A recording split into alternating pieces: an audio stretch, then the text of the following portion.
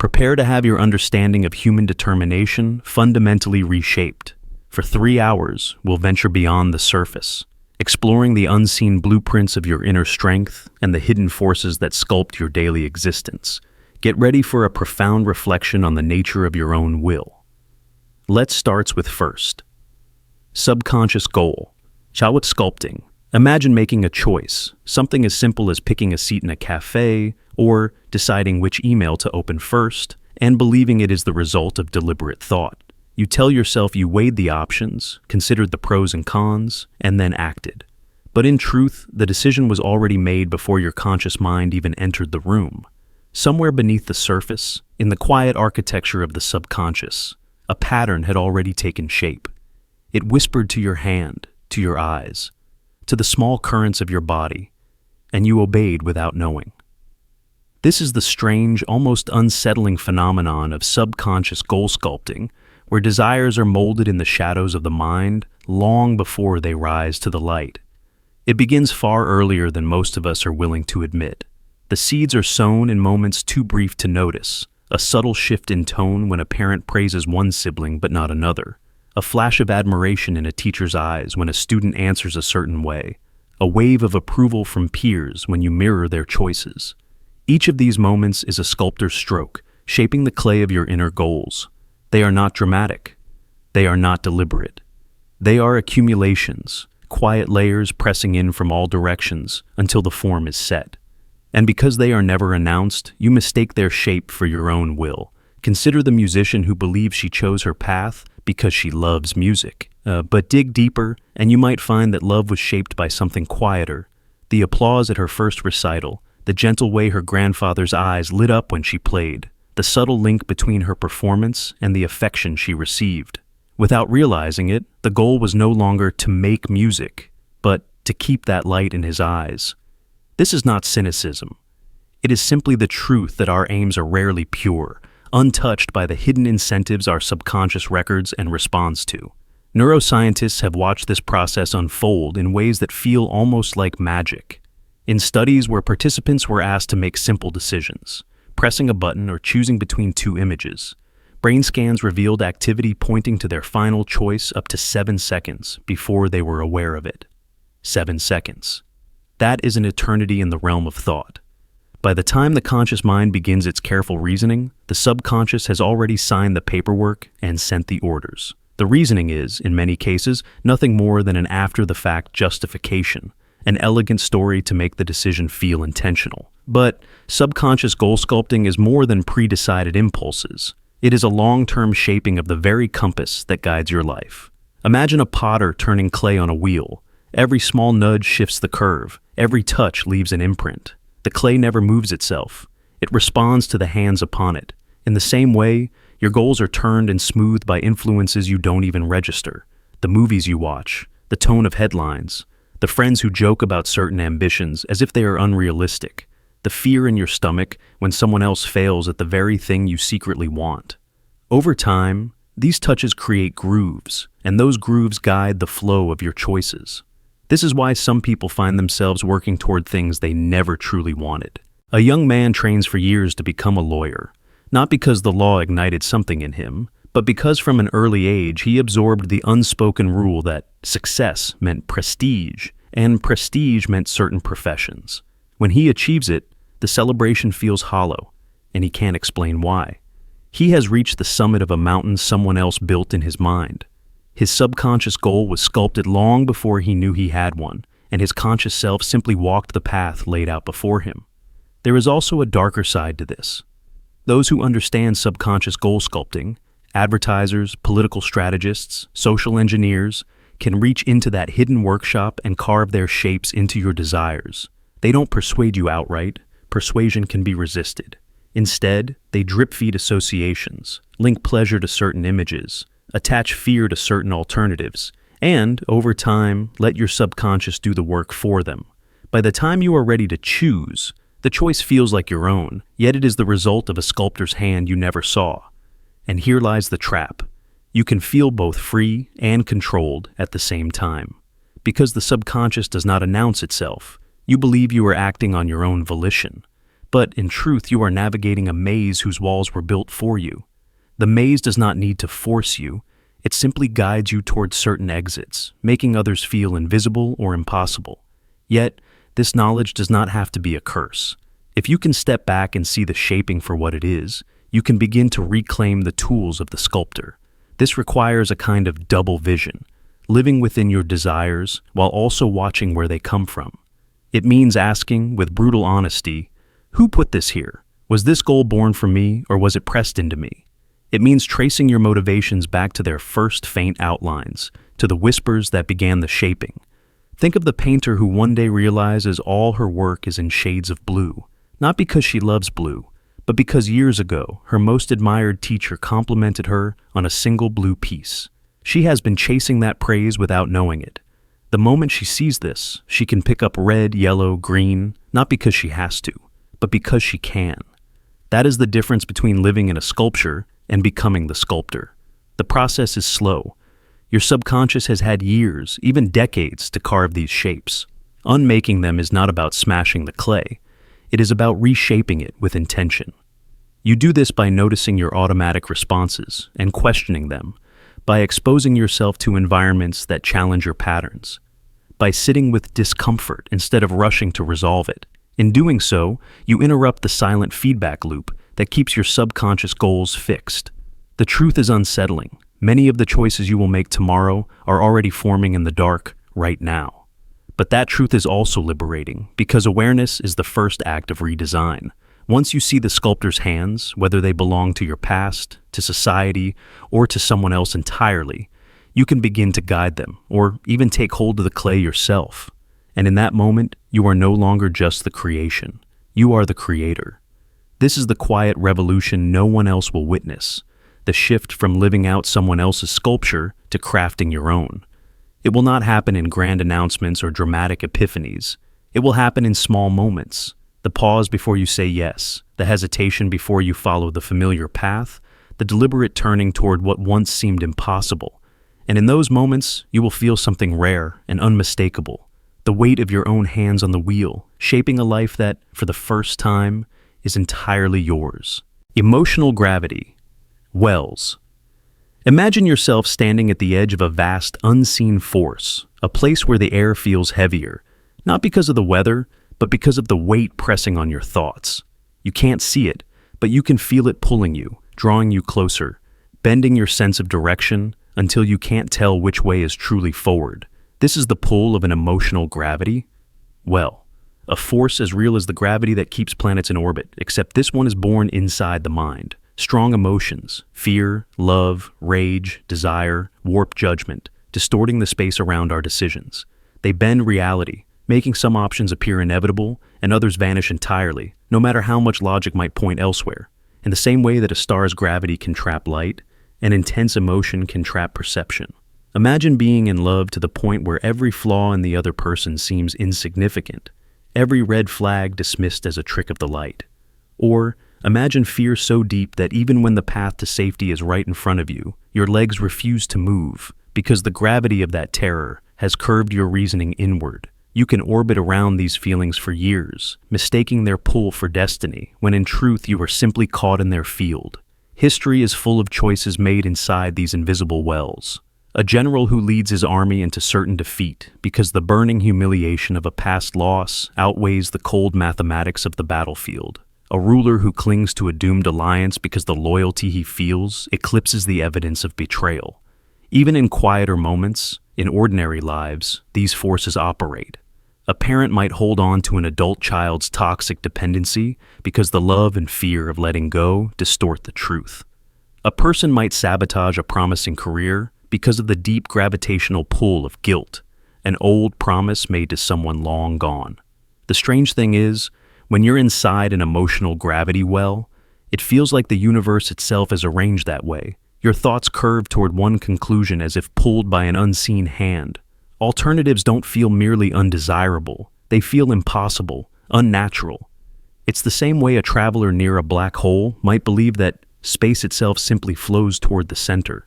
They're not wrong. It really does in their frame of reality. But step outside the pull and suddenly the geometry of choices looks entirely different. science offers a parallel in how light bends around massive objects. Astronomers use this gravitational lensing to study distant galaxies, seeing them stretched and distorted by the presence of something massive between them and the observer. In the mind, emotional lensing works the same way. People, events, and possibilities are stretched or compressed in significance, not because of what they are, but because of the emotional mass between you and them. A small slight might feel catastrophic under the weight of unresolved anger. A minor victory might seem monumental in the glow of deep longing. The distortion is real in experience, but not in truth. Escaping these wells is not as simple as deciding to walk away. The stronger the emotion, the deeper the well, and the more energy it takes to break free. It's why people stay in destructive relationships for years, or why grudges can survive generations. You can rationalize endlessly, make lists of pros and cons, and still find yourself unable to choose differently. The orbit is too comfortable, the pull too familiar. Sometimes, breaking free requires a jolt, a shock so great it changes your trajectory entirely. Other times, it's a slow, deliberate climb, inch by inch, fueled by a growing recognition that the center you've been circling is not the center of all reality. Yet, there is a paradox here. While emotional gravity wells can trap you, they can also give life meaning. The depth of love that compels you to sacrifice, the surge of grief that forces you to cherish what remains, the righteous anger that drives you to fight for justice. All of these are born from the same bending of judgment. They focus your will, make certain paths not just preferable, but inevitable. Without them, life might be endlessly flat, every choice equally weightless. It is their very pull that gives the shape to your story. The danger lies in not knowing when the pull serves you and when it imprisons you. A wise traveler of the mind learns to read the curves, to ask, am I moving toward this because it is right or because I am caught? They learn to spot when decisions keep looping back to the same center, when the same mistakes repeat, not because they are the only options, but because the emotional mass at the heart of the well keeps bending them back. Think of the friend who always ends up in the same kind of toxic relationship, swearing each time it will be different, yet feeling a strange inevitability about it. Or the person who always finds themselves back in a job that drains them, even after escaping it once. These are orbits maintained not by fate, but by the hidden pull of emotions. Comfort in the familiar, fear of the unknown, guilt, or an unhealed wound.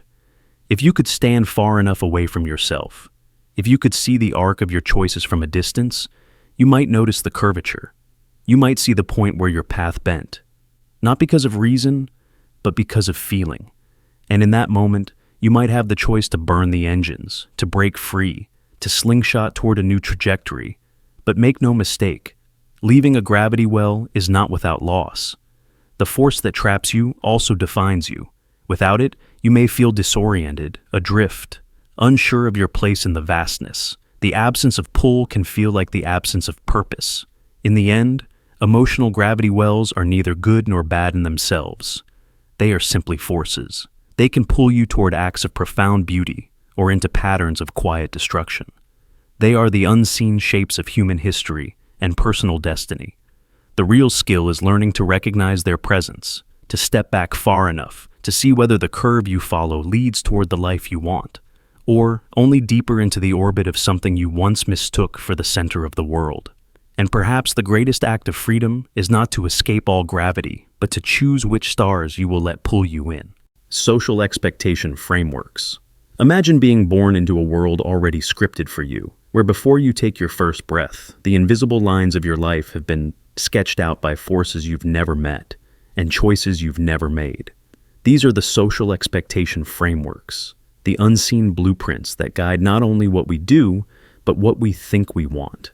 They operate quietly, hidden beneath the stories we tell ourselves about free will and personal preference. You grow up thinking you're making choices, when in truth, many of those choices are carefully shaped echoes of someone else's design. From the moment you can understand language, these frameworks begin to speak to you, not in commands, but in the subtle rhythm of should and must. You should work hard. You should marry by a certain age. You must achieve. You must fit. And the more invisible these rules are, the more powerful they become. They aren't written in law books, but in dinner table conversations, in the scripts of films, in the hushed approval or disapproval of the people around you. A boy grows up in a family of soldiers, and without ever being ordered, feels the weight of a uniform pressing onto his shoulders. A girl raised in a culture that celebrates beauty over intellect might not remember when she decided to care more about her reflection than her ideas. It wasn't a decision. It was a slow conditioning, like water shaping stone. You don't need to be told outright. The framework works best when you don't even realize it exists. That's how it becomes internalized, so deep that you begin to police yourself. Think about the milestones we treat as universal. School, job, marriage, children, retirement. These steps are presented as natural, inevitable, so much so that to deviate from them feels like a personal failure, even when they make no sense for your life. The blueprint becomes a measure of worth, a quiet but constant grading system. If you match the structure, you are praised. If you stray, you are questioned, pitied, or quietly shamed. And so, without realizing, you adapt yourself to fit it, shaving off the edges of who you are until you align with a mold that was never made for you. This shaping of desire is perhaps the most insidious part. The frameworks don't just dictate behavior, they define what you think will make you happy. In some cultures, owning a home is the pinnacle of success. In others, it's having children. In still others, it's the constant climb toward higher income or status. The danger lies in mistaking these culturally programmed desires for your own. A young man might believe he wants a high-paying corporate job, but deep down, what he truly wants is time, freedom, and creative expression. He doesn't realize that his vision of success, an expensive suit, a corner office, a car with a logo, isn't the product of his soul's yearning, but of decades of cultural reinforcement.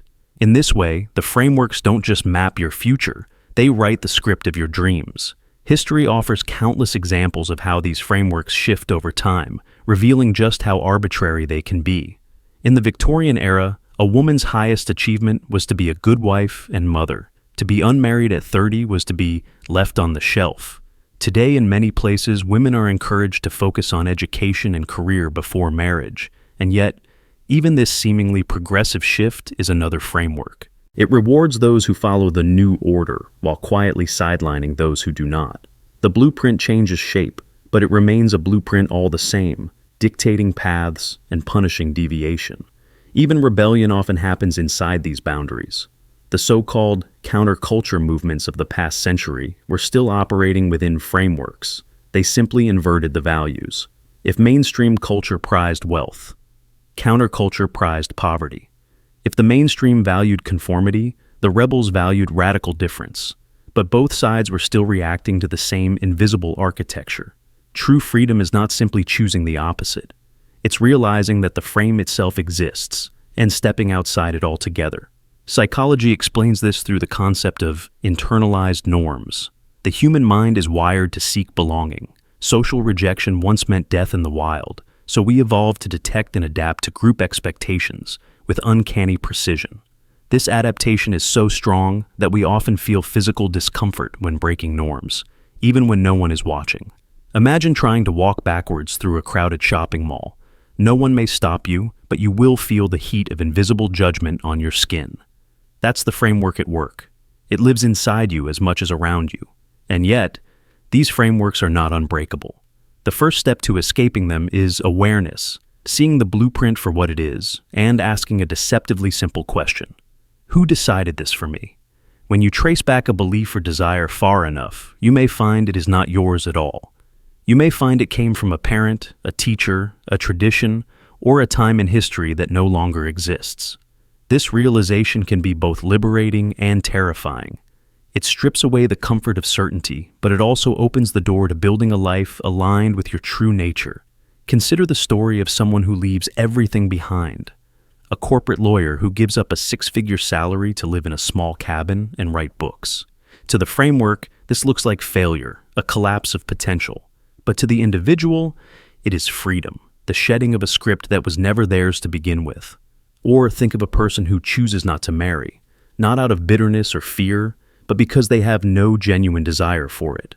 Their life becomes richer, not poorer, without conforming to the milestone. These examples feel rare, almost shocking, because the framework conditions us to see them as anomalies, rather than valid and worthy paths. But there is a deeper challenge.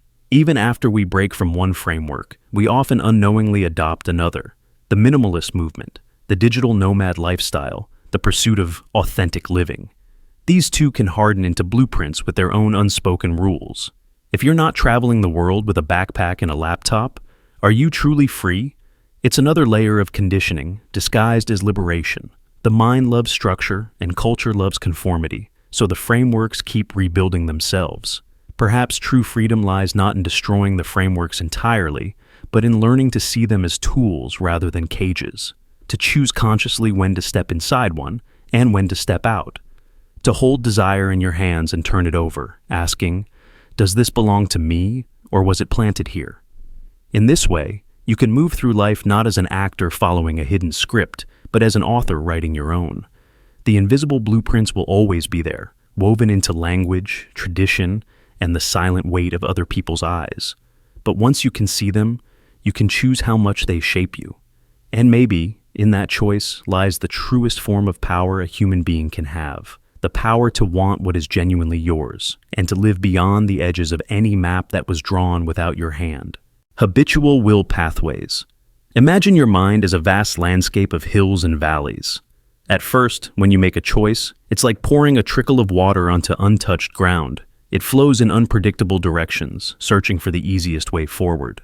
But as you repeat the same choice, day after day, year after year, that trickle deepens into a channel. The water begins to flow more quickly, more automatically, not because it is the only possible route, but because it is the most familiar. In the brain, this is what habitual will pathways are. Grooves carved into the neural terrain by repetition, so that some actions feel effortless while others feel almost impossible. From a biological perspective, each decision you make strengthens specific neural connections. When you choose to rise early every morning, your brain's circuitry for that behavior grows more efficient. Dopamine systems begin to anticipate the reward of consistency, and the prefrontal cortex, the seat of planning and control, hands off much of the work to the basal ganglia, the brain's habit center. Over time, what once required deliberate will becomes reflex. It no longer asks for a debate within you, it simply happens. The reverse is also true. The more you avoid a choice, the weaker its neural trail becomes until it feels foreign, awkward, even impossible to take that route again. This is why change is so difficult. Not because we lack intelligence or discipline, but because the physical architecture of our brains has been shaped by years of repetition. A smoker who has lit thousands of cigarettes is not only battling chemical addiction, but also a deeply carved network that links certain times of day, certain emotional states, even certain scents to the act of smoking.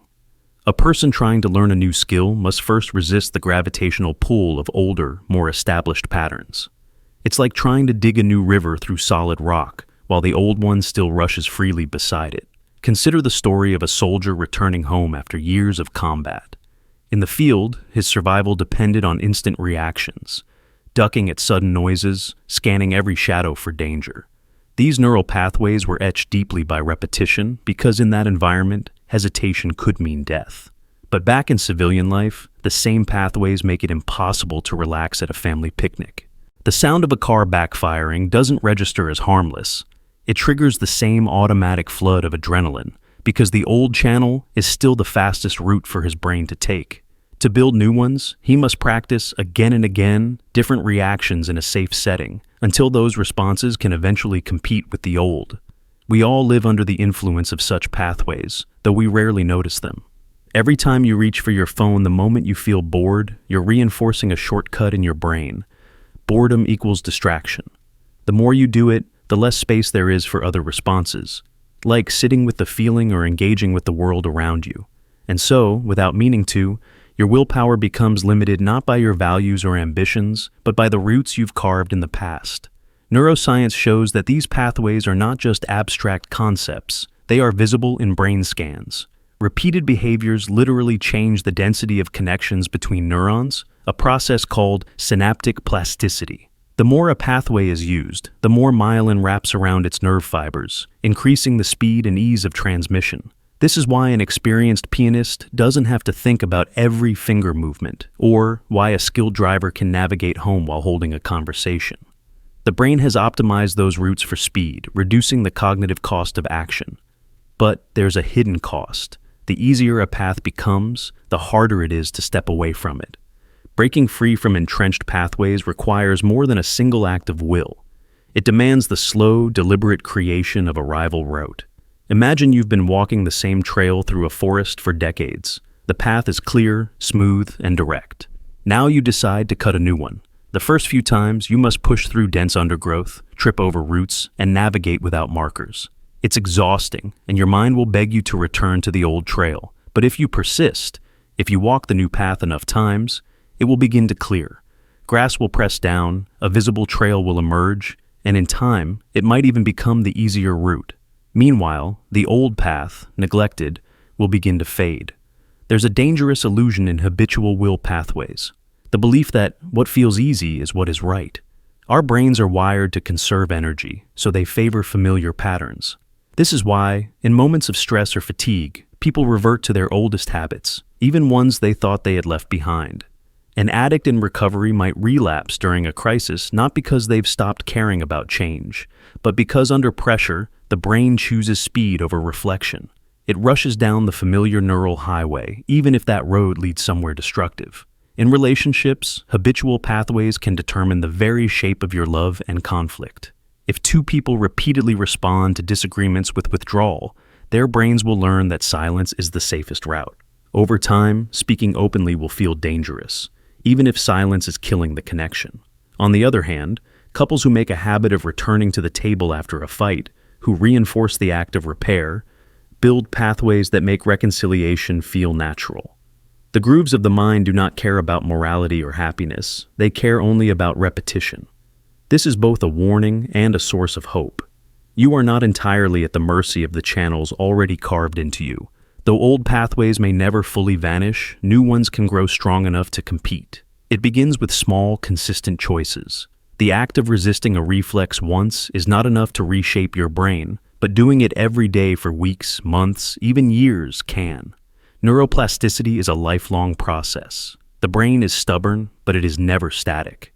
In the end, the map of your mind is both a record of where you've been and a guide to where you are going. Every choice, no matter how small, leaves a trace. Every repeated action deepens a groove. If you find yourself wondering why some decisions feel effortless while others seem unreachable, remember, the answer may not lie in your character, but in the pathways you've walked too often to notice. And if you want to change your life, you must be willing to carve a new route through the landscape of your mind, step by deliberate step, until the unfamiliar becomes inevitable. Identity preservation walls. Imagine a fortress that you've been building your whole life, not with stone or steel, but with beliefs, memories, choices, and stories you've told yourself. Every brick is a moment where you decided who you were, or at least who you wanted to be seen as. This fortress is not made to keep others out. It is built to keep one thing in, your identity. And like any fortress, its walls are high, thick, and heavily defended. We like to believe that we are seekers of truth, that when new facts emerge, we will gladly adapt, evolve, and update our understanding. But in reality, the mind has its own invisible guard. The will bends, almost unconsciously, toward choices that protect the self-image we've spent years crafting. We don't just want to be right. We want to be the version of ourselves we've invested in, even if reality has begun to whisper otherwise. Think of a devoted scientist who has built her career on a specific theory. For years, she has been celebrated for her research, invited to conferences, and written books explaining her model of the universe. Then, new evidence arrives, clear, replicable, undeniable, that her theory is wrong. She is faced with a choice: embrace the truth and dismantle a part of her identity, or find ways to discredit the evidence, reinterpret the data, and protect the legacy she's built. In many cases, even the most brilliant minds lean toward defending the self, not surrendering it. Because losing the theory doesn't just mean losing a belief. It means losing the self that was built around it. Or consider something closer to home. Imagine a person who has always thought of themselves as morally upright, fair, and kind. Then, one day, they act in a way that hurts someone deeply. The evidence is there, the other person's pain, the consequences of the action, but to accept that they have caused harm feels like an attack on the very foundation of who they believe they are. So, instead of admitting fault, they reinterpret events. They misunderstood me. They're overreacting. They brought it on themselves. These aren't necessarily lies. They are emotional survival mechanisms. They are the mind's way of patching cracks in the wall of identity before they grow into collapse. Psychologists call this self-protection mechanism cognitive dissonance reduction. When reality and self-image clash, the tension is unbearable. To preserve the illusion of a consistent, admirable self, we bend perceptions, twist logic, and sometimes rewrite history in our own minds. We may genuinely remember events differently, not because memory is faulty by accident, but because memory has been quietly edited to protect the story we're telling about ourselves. History is littered with tragic examples of leaders who refused to see their own failures until it was too late. Generals who sent soldiers into hopeless battles rather than admit a flawed strategy. Rulers who doubled down on destructive policies rather than face the humiliation of reversal. In each case, the cost was enormous, yet the psychological pull toward identity preservation was stronger than the pull toward truth. And it isn't just in grand political decisions or scientific debates. It's in everyday moments. A parent who always believed they were patient finds themselves snapping at their child, and instead of seeing it as a lapse, they convince themselves that the child deserved it. A friend who sees themselves as loyal begins distancing from someone in crisis and justifies it as giving them space. A person who prides themselves on being brave avoids an important opportunity and tells themselves it wasn't the right time. The danger of these walls is that they don't just keep out threatening information, they keep out growth. Every time we defend our self-image against evidence, we trade the possibility of becoming more honest, more compassionate, more aware for the comfort of staying the same. Over time, these walls become less like defenses and more like a prison, locking us into a fixed version of ourselves while the world changes around us. Yet, there's another layer to this. Sometimes, protecting our self-image isn't just about pride or fear, it's about survival. In moments of deep vulnerability, admitting we were wrong, cruel, or blind can feel like annihilation. For someone whose self-worth is fragile, even a small crack in the walls can threaten to bring the whole structure down. In those moments, the choice to preserve identity can feel like the only way to keep from collapsing entirely. This is why breaking free from identity preservation is not as simple as telling ourselves to be honest. It requires the courage to face the possibility that parts of who we believe we are may be false, incomplete, or even harmful. It demands the humility to admit that our self-story is not a sacred truth, but a living draft, subject to revision, erasure, and complete rewrites. It also requires compassion for ourselves. Tearing down a wall is dangerous work. The moment we let in evidence that contradicts who we think we are, we may feel grief, shame, or even a sense of death, not of the body, but of the self. But on the other side of that grief is a freedom far greater than the safety of the fortress, the freedom to grow, to adapt, to see ourselves not as fixed entities, but as evolving beings. Think of someone who has built their whole life on being the strong one in the family, the person who never asks for help, who always holds others together. If this person finally admits they are struggling, they risk not just changing how others see them, but shattering the very identity they've depended on. And yet, if they take that risk, they may discover that true strength is not in never falling, but in allowing themselves to be caught.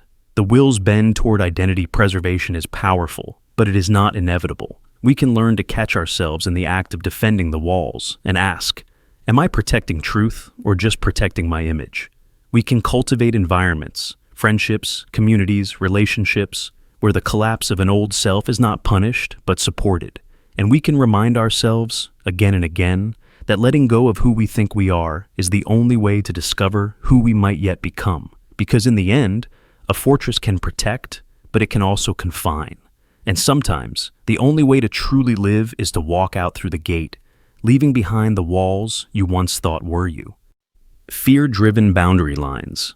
Imagine walking across an open field under a clear sky. The land stretches endlessly in every direction, yet you move only within a narrow path. You could wander farther, nothing physical stops you, but something inside warns you not to. The warning is not loud. It is not a shout or a barrier. It is a whisper, an invisible fence woven from memory, pain, and imagined danger. These are fear-driven boundary lines, borders drawn in the mind. invisible to the eye, yet powerful enough to decide where your will dares to go. They define not just what you do, but what you even believe is possible. Fear begins as a signal of survival. A child learns not to touch fire because the burn is real, but fear doesn't always stop where it's useful. It spreads, attaching itself to shadows of past pain, to imagined failure, to the humiliation of being seen trying and falling short. Over time, these fears become cartographers, sketching maps of the self. Here is where you belong. Here is where you do not go. Beyond this point, the mind says, lies danger. Not because it is certain, but because it feels certain. Consider someone who grows up in a home where disagreement is punished. They learn early that voicing dissent brings tension, withdrawal, or anger. Years later, in a workplace meeting, they remain silent even when their idea could help. They do not feel like they are making a choice. To them, speaking simply does not appear as a viable road. The fear is not of this moment. It is an echo of 100 moments before, so ingrained that they cannot separate the present from the past. These boundaries are deceptive because they rarely feel like boundaries. They feel like reality. A person may say, "I could never live abroad," not as an expression of fear, but as if it were a fact of nature. Yet, if you press gently, you might find the root. A childhood fear of being alone, of not being understood, of making mistakes in public. The mind will not admit these openly. It dresses them as practicality, as just not my thing, as the way the world works. Fear's most subtle trick is making its limits seem like truth. Neuroscience shows that when fear circuits in the brain, especially the amygdala, are repeatedly activated by a certain kind of situation, the neural pathways strengthen. This makes avoidance the default. The brain, seeking safety, decides in advance what you will and will not attempt. It is the mental equivalent of building a city and leaving vast territories marked uninhabitable, without ever checking if that is still true. The cost of these fear-driven boundaries is not always obvious. Sometimes, it is a dream unpursued, a conversation never started, a love never confessed. Sometimes, it is more subtle, a narrowing of curiosity, a shrinking of the self. Over years, the territory of your life becomes smaller, not because the world is shrinking, but because the lines have crept inward, one hesitation at a time. Yet fear is not an enemy to be destroyed. It is a signal, but one that must be questioned. There are places where its warning is wise, where danger is real, but there are also places where fear is guarding a memory, not a threat, where it is holding you not in safety, but in a familiar cage. The first step in moving these boundaries is noticing them. Pay attention to the moments you say, "That's not for me," without thinking. Ask where the certainty comes from. Is it rooted in today, or in a fear that has outlived its purpose? This is not comfortable work. Fear thrives in the unexamined, and examining it means feeling the very discomfort it exists to avoid. But every time you look directly at a fear without immediately retreating, the boundary shifts. Picture a woman terrified of public speaking. Her fear began in childhood, when a mispronounced word in class led to laughter. That moment drew a line. She could speak to a friend, but never to a crowd. For years, she avoided situations that might cross it. One day, she agrees to read a short passage aloud to a small group. Her voice shakes. Her palms sweat. But she finishes. Nothing catastrophic happens. That moment becomes a small crack in the wall. Over time, with repetition, the wall weakens. The boundary that once felt like the edge of the world becomes simply another stretch of open field. The truth is, every person is living inside a map that is at least partly drawn by fear. Some of those borders protect us. Many of them do not. The tragedy is not that fear draws these lines. It is that we so often mistake them for the shape of life itself. And so, the work of freedom is not about eliminating fear, but about walking up to its boundaries and pressing a hand against them. Sometimes they will be solid, and you will be right to turn away. But other times, you will find that they are only made of air, dissolving the moment you step through. In that moment, the world does not simply grow larger. You do. Reward anticipation structures. Imagine standing before a set of doors, each painted a different color. You believe you are free to choose whichever you want, but something curious has already happened. Before your hand even moves, before your mind has fully weighed the pros and cons, a quiet process deep inside you has already begun arranging the odds. This is the hidden architecture of reward anticipation, the unseen scaffolding where the brain's chemistry sketches out a map of preference before you act. It feels like choice, but in reality, the game board has been tilted ever so slightly toward one outcome. Neuroscience shows that even before a decision is made, the brain's reward system releases signals, tiny chemical nudges that shape what will feel right. Dopamine, often mislabeled as the molecule of pleasure, is in fact the currency of anticipation. It does not wait for the reward to arrive. It surges in expectation of it, writing its own gravitational field into your mind. A gambler pulling the slot machine lever, a student raising their hand to answer, a lover leaning in for a kiss. Long before the moment is complete, the body is already bathing in a promise of satisfaction. That promise changes everything. Consider how this plays out in daily life. You might walk into a cafe and glance at the menu, believing you're evaluating each item objectively. But somewhere in your brain, based on past taste, the warmth of memory, or even subtle cues in the environment, the smell of cinnamon, the sound of grinding coffee, the reward system has already highlighted one option. To you, it appears as a preference you just have, but it's the result of a neurological pre-biasing that took place before you even started comparing. This mechanism was vital for survival in the ancient world. If the rustle in the grass meant potential prey, the reward system primed you to move toward it before deliberation could slow you down. If a certain path often led to ripe fruit, your brain built a preemptive attraction toward that route, even if you couldn't consciously recall why. It is a time-saving system, one that kept our ancestors alive, but in the modern world, it can be easily hijacked. Advertisers understand this intimately. Every jingle, every logo placement, every cent pumped into a store is a signal designed to pre-construct your preference map before you make a choice. By the time you stand at the shelf, your dopamine has already cast its vote. The decision is little more than a formality. The same is true in relationships, careers, politics. Reward anticipation quietly tilts the table before you ever step up to play. The unsettling truth is that many of the choices we defend as our own are simply the endpoint of a chemical prediction. Your brain runs simulations, weighing which options will deliver the greatest rush of anticipated reward. The calculations are lightning fast, and they happen beneath conscious awareness. You feel the result as a gut feeling, a sudden clarity, an inexplicable leaning toward one path. And because it feels organic, we trust it completely. But there's a trap hidden in this trust. The brain's reward anticipation structures are not built to seek truth or wisdom. They are built to seek reinforcement. They will point you toward the choice that has previously produced reward, not necessarily the one that will serve you now. This is why habits are so difficult to break. Even before you've touched the cigarette, the drink, the phone, your brain has lit up the pathways that expect pleasure, making other choices feel dull, empty, even wrong. Imagine a river carving through the rock. Over years, the water finds the same route again and again, deepening it until it becomes the only path it knows.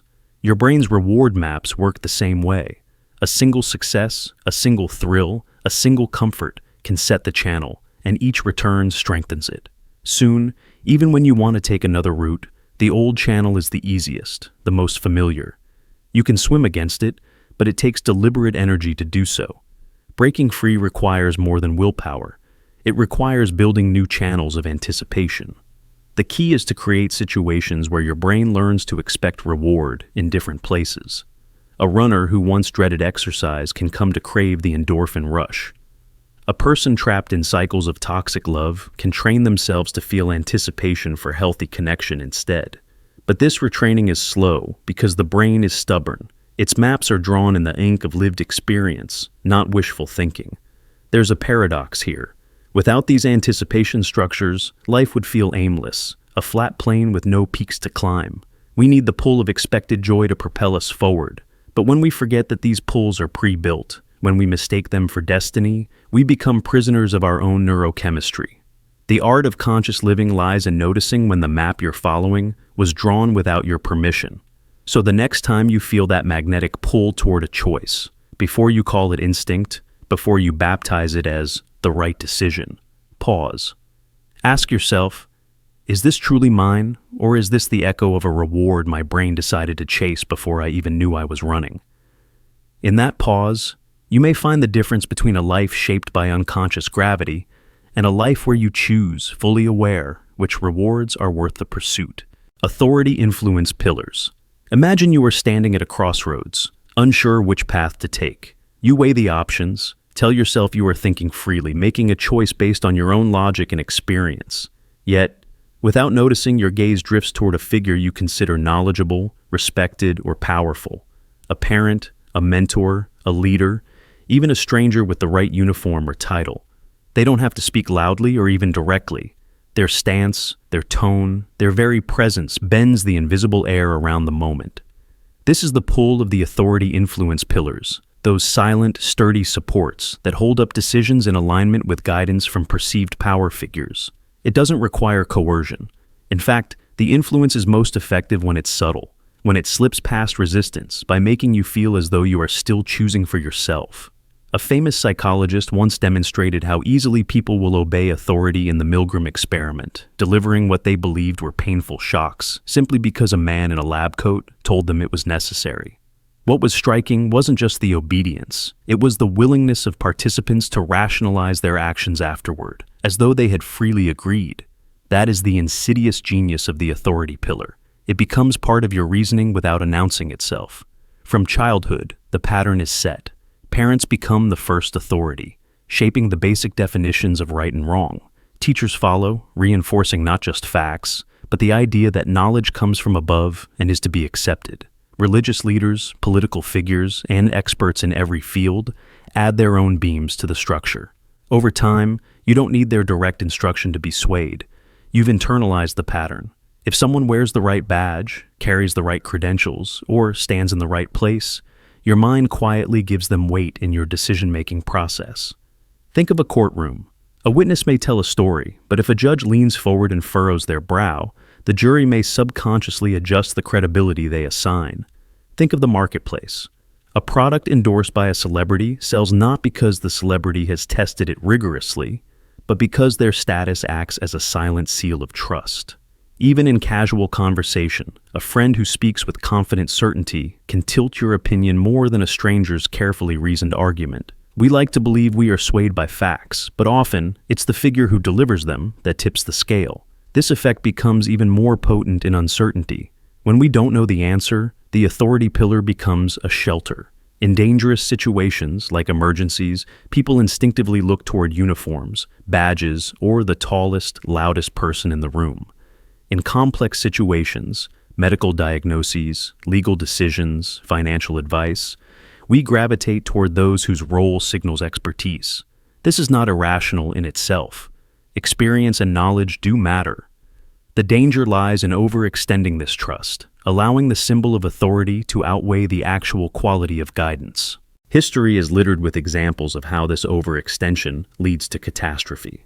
Political regimes have convinced entire populations to commit atrocities simply because the orders came from a leader framed as infallible. Financial crashes have been amplified by masses following the confident recommendations of a handful of influential figures. Even in everyday life, bad advice from a respected source can lead to decades of regret, not because the decision was forced, but because it was accepted without challenge. What makes these pillars so enduring is that they are reinforced by social agreement. If everyone around you treats a figure as authoritative, it becomes far harder to resist their sway. Social proof and authority often work together, forming a structure you feel both supported and trapped by. And the more distant or untouchable the authority seems, the more mystique it gains. The leader you never meet, the expert who speaks only through articles or broadcasts, can sometimes hold even more influence than the person at your side, precisely because their image remains polished and untested.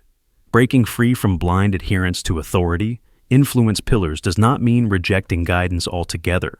It means interrogating the source as much as the message. It means asking, do they truly know, or do they simply hold the symbols of knowing? It means recognizing when your agreement is born of genuine alignment versus when it is the echo of conditioned trust. The challenge is that awareness itself can feel destabilizing. To question authority is to step into a space where the responsibility for choice falls fully on you, without the comforting scaffolding of someone else's direction. But it is in that space, where you weigh expertise against evidence, where you separate respect from submission, that your decisions become authentically yours. Authority will always exist, and at times, it will be necessary. But when you can see the pillars for what they are, not as unshakable truths, but as structures built by human hands, you gain the ability to move them, rebuild them, or step around them entirely. And in that moment, you are no longer merely a follower in the shadow of power. You are the architect of your own path. Narrative continuity bridges. Imagine your life as a book you are both writing and reading at the same time. Every choice you make is another sentence, another paragraph, another chapter. And whether you notice it or not, there's a quiet editor in your mind, always checking to see if the next line matches the ones before it. This is the force of narrative continuity bridges, the invisible compulsion to choose actions that keep the story of you intact, even when that means passing up opportunities that might lead to a better ending. You see it when a career banker stays in finance not because they love it anymore, but because they've already told themselves, and everyone else, that this is who they are. You see it when someone stays in a failing relationship, clinging to the idea that walking away would make the years together feel wasted. We are wired to protect the thread of our personal story. A sudden detour feels like breaking the spine of a book midway through, a violation of the plot we've spent so much time building. Psychologists call this the need for narrative identity. Our brains crave coherence. We prefer a flawed but consistent story over one that feels fragmented or contradictory. It's why a person who's always been the quiet one might avoid speaking up in meetings even when they have something important to say, because doing so doesn't fit the character they've been playing. It's why a lifelong traveler might keep moving from place to place even after secretly longing to settle down, because stillness feels like a betrayal of the tale they've been telling. But the danger is that a consistent story can become a prison. Once you've invested in a particular plot, you start rejecting anything that doesn't fit. Opportunities appear at the edges, strange, unexpected, off script, and you dismiss them because they don't feel like you. A young athlete sidelined by injury might refuse a scholarship in a different field because it doesn't match the vision they had of themselves on the podium. A business owner might reject a safer, more fulfilling job because it would rewrite their self-image from entrepreneur to employee. History offers countless examples of this. Think of leaders who drove nations into ruin because reversing course would have meant admitting their past decisions were wrong. The bridge between yesterday's choice and today's action becomes so rigid that even when the road ahead is collapsing, they keep walking forward because turning back would shatter the story. On a personal level, this bridge feels comforting. It tells you that your past decisions were justified, that the person you've been is the person you will continue to be. But it also blinds you to the fact that you are the author, not just the character. You can rewrite the plot at any time, but doing so requires the courage to tear up the pages you've already filled. Breaking free from the grip of narrative continuity bridges doesn't mean discarding your past. It means recognizing that your story is not fixed in stone. It's being drafted in real time. The plot twist you fear might actually be the chapter that makes the whole journey worth reading. And sometimes, the most coherent life story isn't the one that flows smoothly from beginning to end, but the one that dares to change course when the heart demands it. If you look closely, you'll see that every moment of choice is an unwritten sentence. You can keep writing in the same voice, on the same theme, or you can pause, sharpen the pen, and begin something entirely new. The bridge is only there because you built it, and you can decide at any moment to take a different crossing. Scarcity mindset beams. Imagine standing in a room where the lights flicker, not because there's no power, but because the current is being rationed. Every time the bulb glows, you feel an urge to act fast. Finish what you can before darkness swallows the space again. This is how the scarcity mindset works. It beams urgency into the mind, whispering that time is short, resources are vanishing, and if you don't grab what's in front of you now, you may never see it again.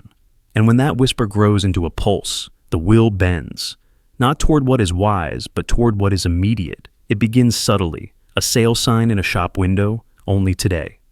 A countdown timer on a website, an empty shelf with one product left. These cues tug at something ancient in the human brain, a survival system honed in times when hesitation meant hunger, when winter came quickly and supplies could not be replenished. Back then, acting fast wasn't reckless, it was life-saving. But in the modern world, this ancient reflex often turns against us. driving choices that satisfy the present at the expense of the future. Consider the gambler sitting at a slot machine, watching coins dwindle. Logic says to walk away, but the scarcity of remaining funds lights a fire. I have to win back what I lost before it's gone. That fire isn't reason, it's desperation. Or think of the investor who sees a sudden market surge. Long-term strategy fades. The fear of missing out takes the wheel. They rush in, not because it's sound judgment, but because scarcity beams have narrowed their vision until they can see only the now. Even outside money and material things, scarcity shapes the way we handle love, time, and opportunity. Imagine someone who fears losing their partner. Every moment apart feels like proof of slipping connection. Instead of investing in trust, they cling tighter, make demands, and suffocate the relationship in the very effort to preserve it. Or think of a person who feels they're running out of time to succeed. Every project becomes a frantic sprint, every setback a threat to their entire sense of worth. In the rush to achieve something now, they miss the deep, patient work that could have brought true mastery. The scarcity mindset doesn't just speed you up, it narrows your scope. When the brain detects lack, it funnels all cognitive resources into solving the immediate threat. Long-term wisdom requires wide vision, considering possibilities, weighing options, but scarcity closes the shutters. It's why someone struggling to pay bills might take a payday loan at crushing interest, just to escape the pressure of the present. It's why a person dieting after years of overeating may binge at the first pang of hunger, believing that this might be the last chance. And here's the paradox. The more scarcity you perceive, the more you create it. Decisions made under its beam often lead to outcomes that reinforce the feeling of lack. The quick fix leaves you with less. The rush choice closes doors. The urgent grab creates the very shortage you were trying to escape.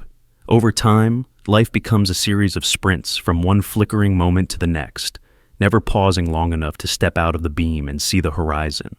But scarcity isn't always imagined. It can be real. Some people live in circumstances where resources truly are limited, where hesitation could mean going hungry or losing shelter. For them, urgency is survival. The danger lies in carrying that reflex into moments when the threat is no longer immediate, letting the mind believe that the same rules still apply. Breaking free requires two acts that feel unnatural when you are caught in scarcity's glow. First, pause. The beam thrives on momentum, on keeping you from thinking too deeply. Even a short breath can widen the mind's field of vision. Second, reframe the measure of value. Not, what can I get right now, but what will this give me in a month, a year, a decade? This shift doesn't erase urgency, but it changes the direction it points you. Think of a farmer who, in a dry season, sees only a small handful of seeds left. The scarcity beam says, eat them now. The long-term wisdom says, plant them. The first choice satisfies hunger for a day. The second feeds for years.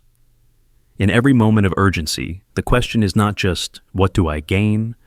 But, what do I lose if I give in to now? Scarcity mindset beams are powerful because they feel true, because they tap into something primal. But truth without perspective can be dangerous. The light they cast is narrow, harsh, and aimed at the ground right in front of your feet. Wisdom comes when you dare to look up, to let your eyes adjust to a softer light, one that reveals the road ahead instead of just the next step.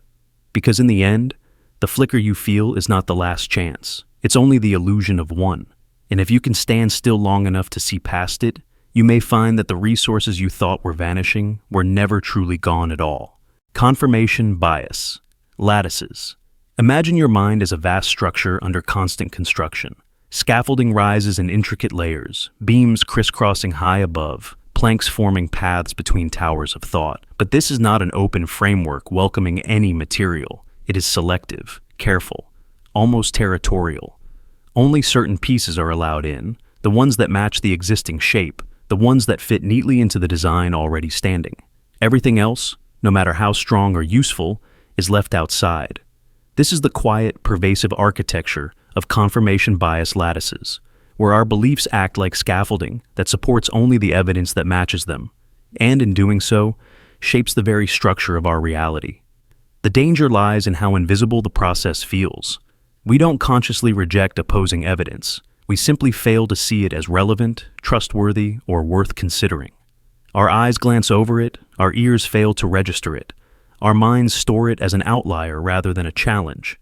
And because the scaffolding is already there, every new piece of matching evidence locks in with satisfying precision, giving us the illusion that our beliefs are solid because all the evidence supports them. We never pause to consider that the lattice itself is filtering what counts as evidence. Consider the friend who is convinced that a certain colleague is lazy. They notice every late arrival, every long coffee break, every sigh of disinterest. But when that same colleague stays late to finish a project or delivers exceptional work, the moment is brushed aside. Just a fluke, probably trying to impress the boss.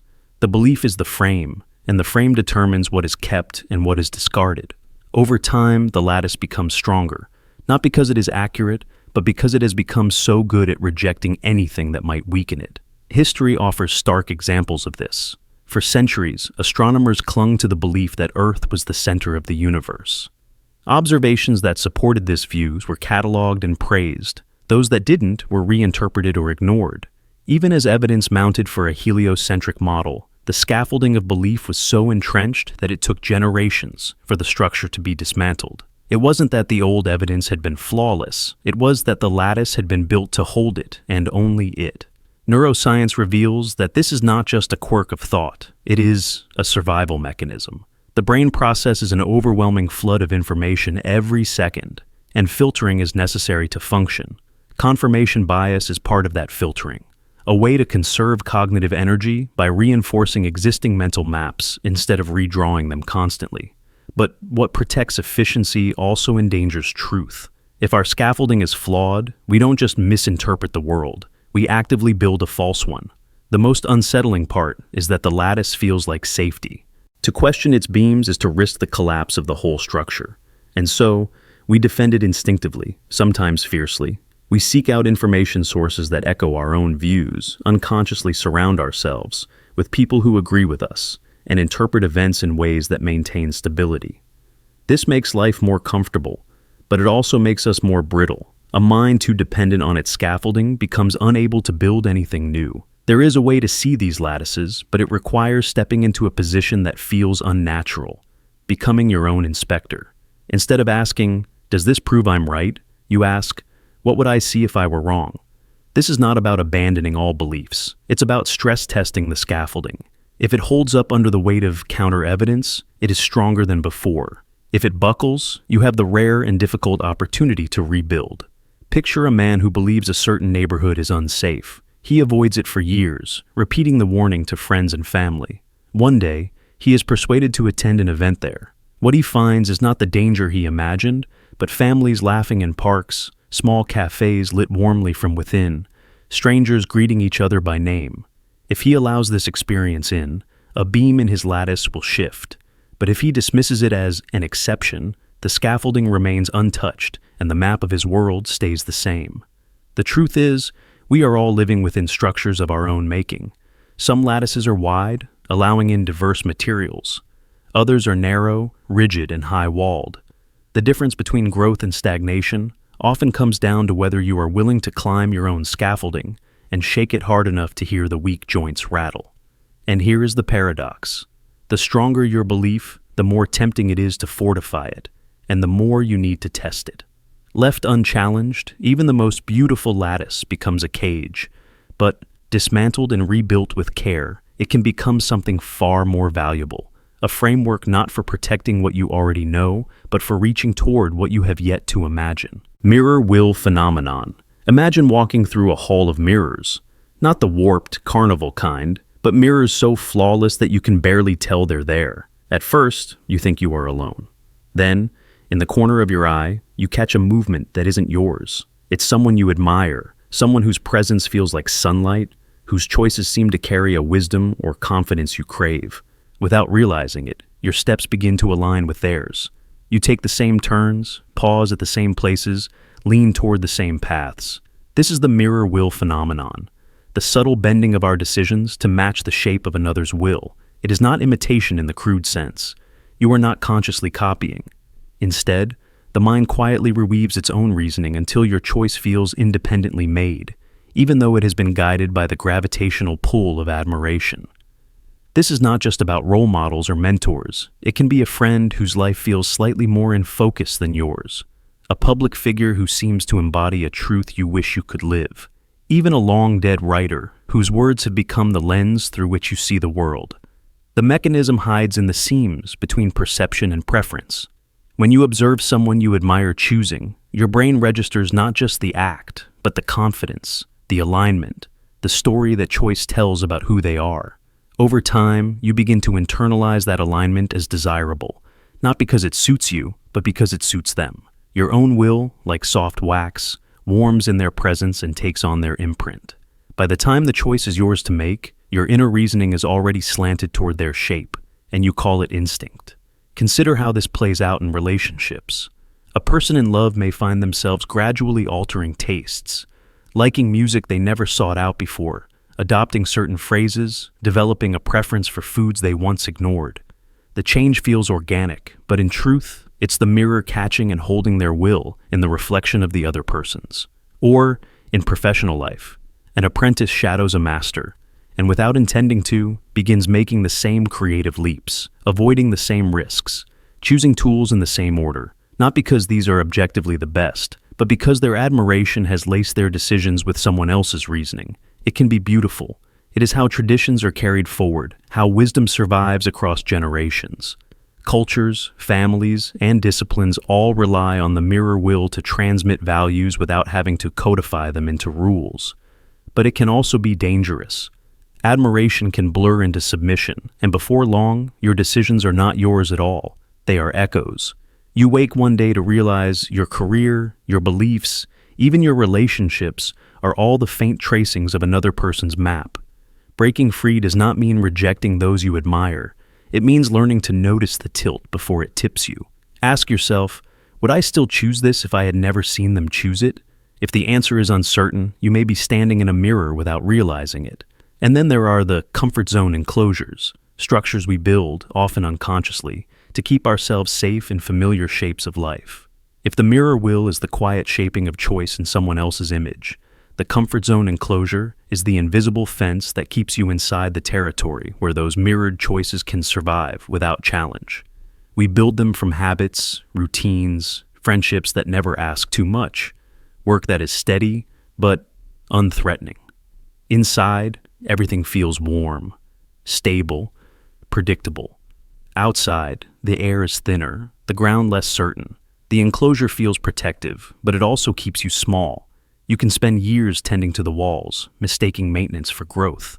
And when someone you admire lives inside a similar enclosure, the mirror will doubles the effect. You inherit not just their choices, but their limits. Your reflection moves as they do, not realizing the glass you are looking into is also a cage. The real test of will is to step beyond both forces, to admire without absorbing, to rest without enclosing, to shape your choices from the raw material of your own life, even if it means breaking the mirror and stepping barefoot into the unknown.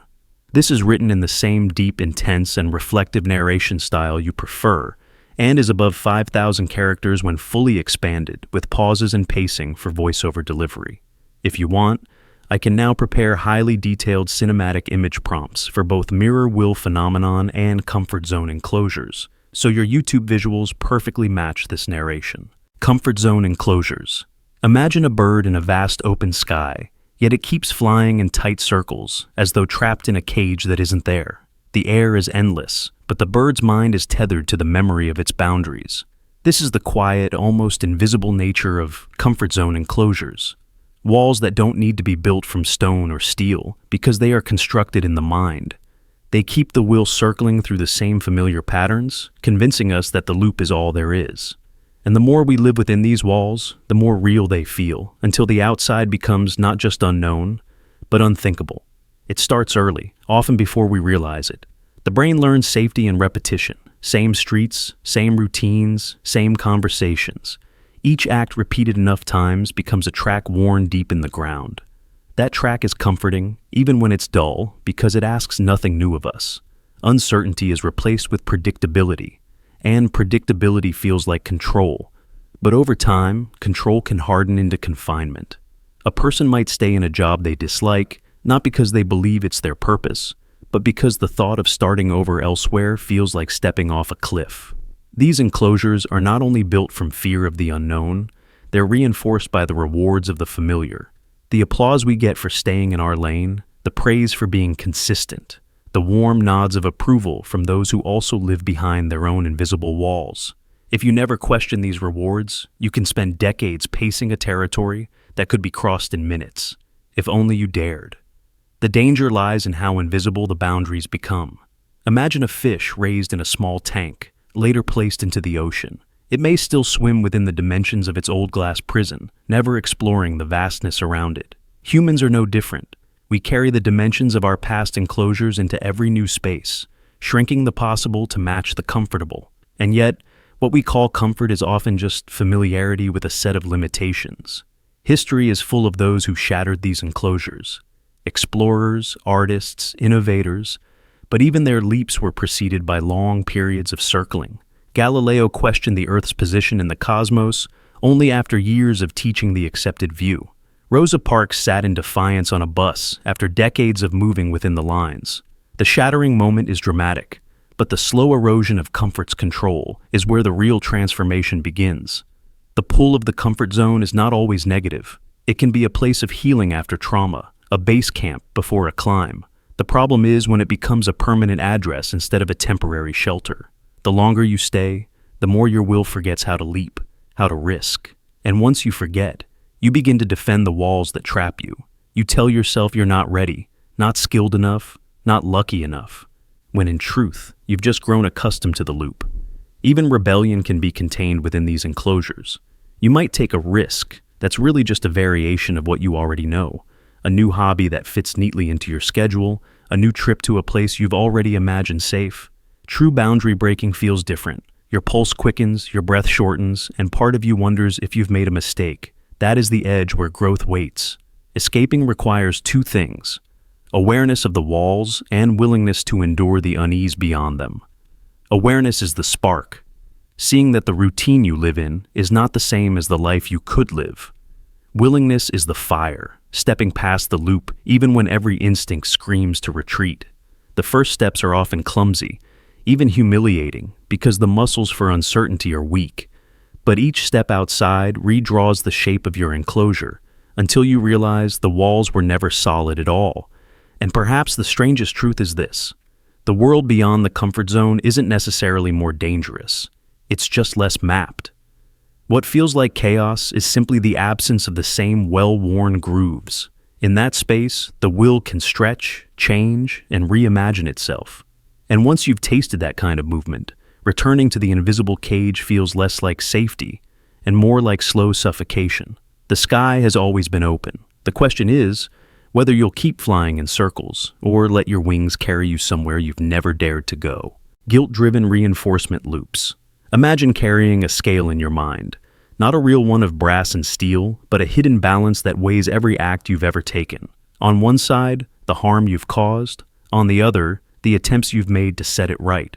For some, the scale never truly levels. A single moment, a lie, a betrayal, a careless word that cut too deeply, tips it forever, and every action afterward becomes an attempt to push the weight back.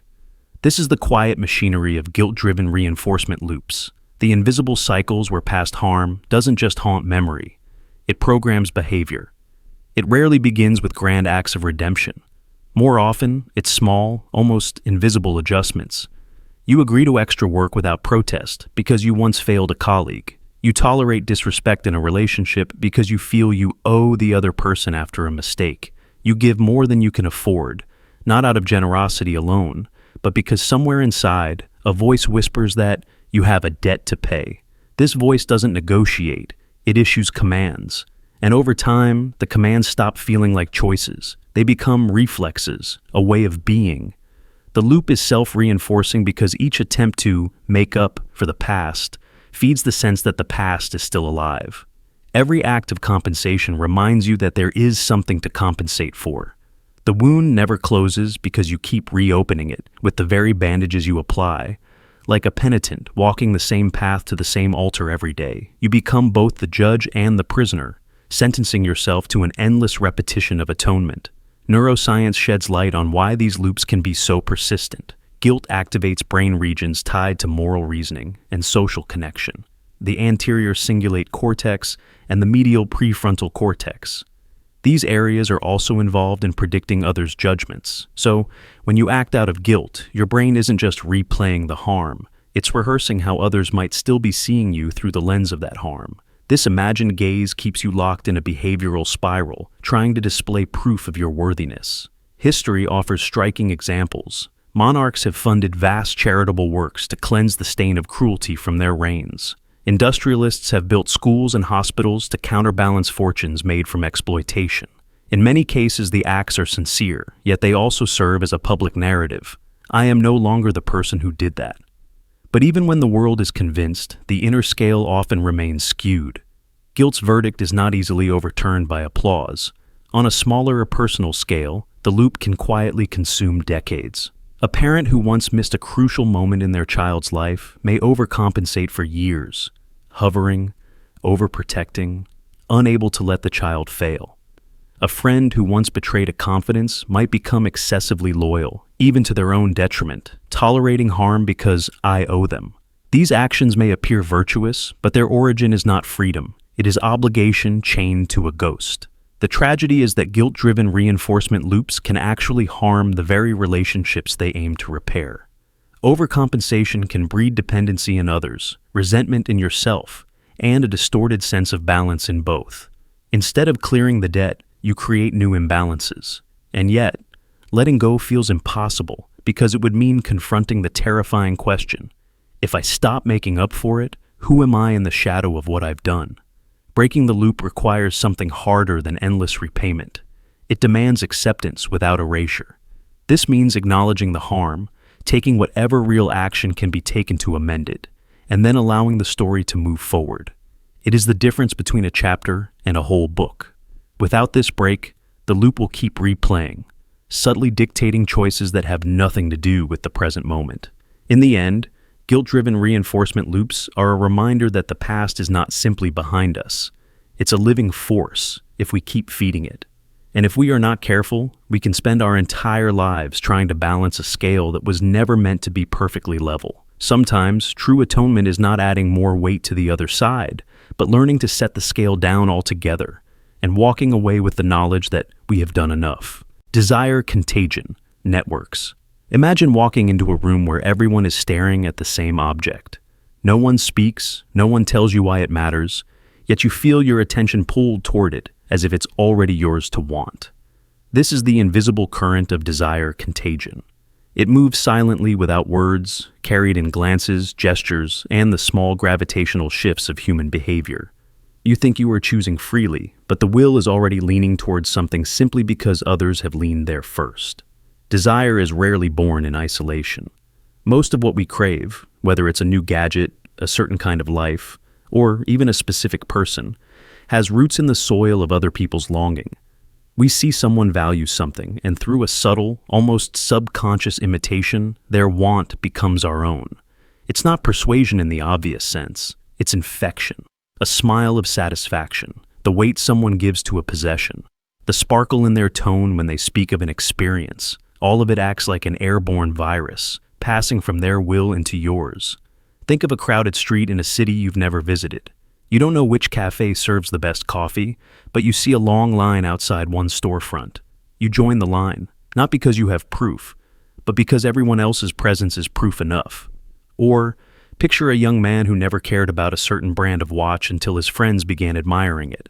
Soon the idea of owning it doesn't just appeal, it feels essential, as if not having it would make him incomplete.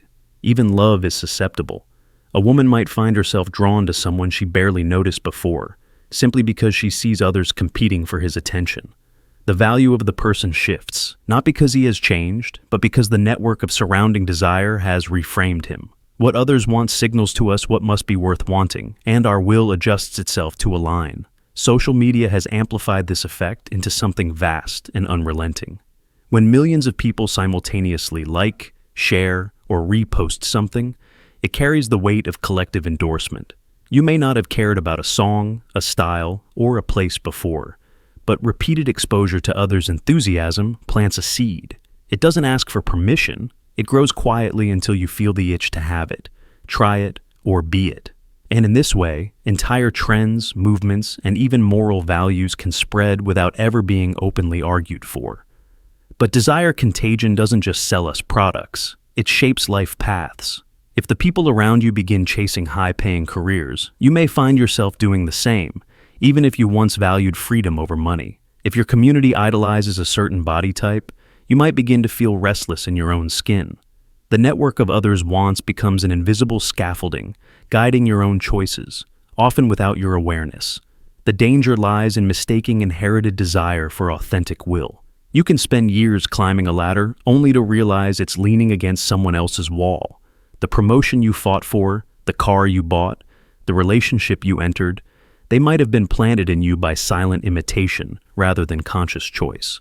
And when that realization comes, it is often too late to recover the years given away. Yet there's a reason this contagion evolved. In early human history, imitation was survival. If the group ran toward a certain tree for its fruit, it was safer to want that fruit too. If everyone valued a specific tool, it was probably worth having. The reflex to align our desires with those around us kept us connected and protected. But in the modern world, where not every collective want serves our individual good, the reflex can become a trap. Escaping it requires an uncomfortable pause. When you find yourself drawn to something, ask not only, "Do I want this?" but "Where did this want come from?" Imagine stripping away every influence. No friends, no social media, no advertising. Does the object still hold its shine? Or does the desire dim when no one else is watching? The hardest part is that this contagion doesn't always feel external. Once a borrowed desire takes root, it blooms as if it were native to your own mind. You may never trace it back to its source, only sense the quiet pull towards something that was never truly yours. And so, the network grows, an endless web of wants feeding into other wants, each strand humming with silent imitation. Because in the end, we are not just creatures of hunger. We are creatures of reflected hunger. And the most dangerous desires are not the ones planted in us by force, but the ones we catch without ever realizing we've been infected. Cognitive dissonance, support beams. Imagine a bridge suspended high over a canyon. The air is thin, the drop dizzying, yet the structure holds, not because it is flawless, but because beams and supports have been placed in just the right spots to bear the strain.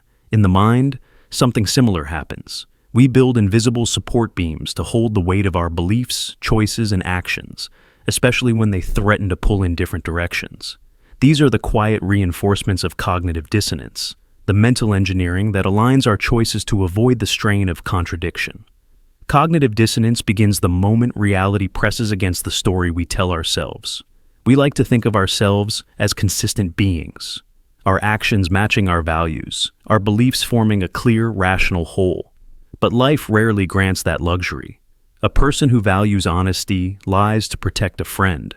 A smoker who knows the health risks keeps lighting cigarettes. A consumer who believes in sustainability still buys fast fashion. Each of these situations creates tension, two truths pulling in opposite directions. Without reinforcement, the bridge of the self would tremble.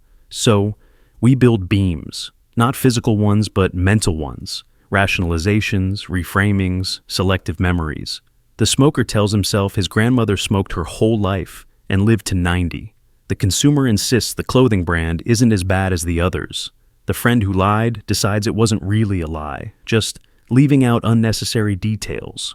These beams don't erase the contradiction, they simply redistribute the strain so it feels bearable. The process is so quick, so automatic, that we rarely notice it. In classic experiments, participants asked to perform a dull, repetitive task were later paid either a small or large amount to tell the next participant that the task was fun. Strangely, those paid less were more likely to genuinely convince themselves it was fun. Why? Because if the reward wasn't worth the lie, the strain was higher, and the easiest way to remove it was to alter the belief. The mind would rather reshape its perception than carry the weight of dissonance. History offers examples on a much larger scale. Entire societies have aligned their collective actions with beliefs that ease moral discomfort. In times of war, acts that would be unthinkable in peace are reframed as necessary or patriotic. When confronted with evidence of harm caused by their nation, people often downplay, deny, or reinterpret it. not because they are incapable of empathy, but because the strain of holding two opposing truths is unbearable without reinforcement. These are not just beams, they are load-bearing pillars of national identity. But these beams come at a cost. The more we reinforce the bridge against contradictions, the less likely we are to question the structure itself. We may carry beliefs for decades without realizing they have been subtly bent to fit our past choices. A man who once took a morally questionable job might spend years convincing himself that everyone does it, or that it wasn't that bad, never allowing himself to see that another path could have been possible. In protecting the self from discomfort, the beams protect the contradictions too. There is a way to dismantle these supports, but it requires a tolerance for mental strain that few are taught to cultivate. It means standing on the bridge and feeling it shake, allowing the discomfort of knowing you have acted against your values, that your choices and beliefs are not in perfect harmony. This discomfort, painful as it is also the force that can drive real change. Without the beams to carry it, the strain pushes us to adjust, not just the story we tell ourselves, but the life we live to match it. Picture a woman who believes deeply in kindness, yet realizes she has been cold and dismissive toward a colleague. She can either build a beam, telling herself the colleague deserved it, or wouldn't appreciate kindness anyway, or she can face the strain, admit the contradiction, and choose to act differently next time. The first path is easier in the moment, the second is harder, but it strengthens the entire structure by making it more aligned with reality. The truth is, our minds are not built for perfect consistency. They are built to survive the weight of living in a messy, contradictory world. But every support beam we add is a choice, one that either holds us in place or pushes us toward growth. The challenge is not to dismantle them all at once, but to notice which ones are keeping us safe and which ones are keeping us small, because sometimes the only way to build a stronger bridge is to let it sway long enough to see where it truly needs to be rebuilt. Inertia of established roles. Imagine wearing a mask for so long that the contours of your face grow around it. At first, you put it on for a reason, to play a part, to meet an expectation, to survive in a particular place or time. You knew where the mask ended and where you began. But years pass. The mask becomes lighter, less noticeable, until it feels less like something you wear and more like something you are. This is the inertia of established roles, the strange invisible force that resists any path threatening to undo the shape you've been carrying for so long. Roles can be inherited, chosen, or thrust upon you. Eldest child, caregiver, leader, rebel, scholar, entertainer, peacemaker. These identities become more than labels. They are the gravitational centers around which decisions orbit. The brain learns to anticipate situations through their lens. If you are the dependable one, you stay late at work even when it costs you. If you are the brave one, you walk into danger even when you're afraid. If you are the quiet one, you swallow words even when they matter most. The role becomes a silent agreement you keep with yourself, whether or not it still serves you. The inertia is powerful because it feels like integrity. To act outside your role can feel like a betrayal, not just of others' expectations, but of the story you have been telling yourself for years. A soldier might find peace unbearable because their identity is woven into conflict. A parent might struggle to live for themselves once their children are grown because their worth has been defined by caretaking. Even joy can be resisted if it belongs to a path the role never allowed for. This force is not unlike the physics of motion. Once a body is moving in a certain direction, it will continue until acted upon by another force. The same is true of the self in its role. Every choice made within that identity strengthens its momentum, deepens its grooves. Stepping outside requires more than curiosity. It demands an opposing push strong enough to overcome years, sometimes decades, of forward motion. And often, we don't realize how much we've bent our lives to fit the role until we're invited to step away from it. A promotion that changes how others see you. A relocation that removes you from the social web where your role was rooted. A crisis that demands you behave in ways you never have before. These moments can feel less like opportunities and more like an existential threat, because to leave the role means facing the unsettling question, who am I without it? Some people find freedom here. Others feel a deep pull back toward the safety of the known. Even when the role has become a cage, its familiarity can be comforting. We return to it not because it is the truest expression of ourselves, but because it is stable, predictable, and already fits.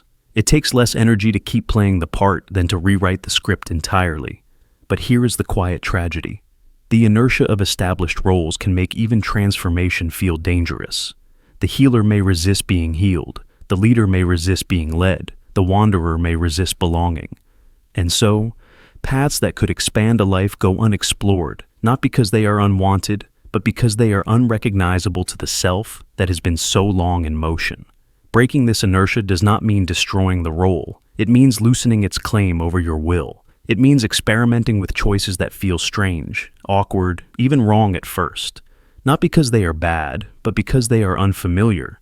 It means allowing yourself to become something that surprises even you.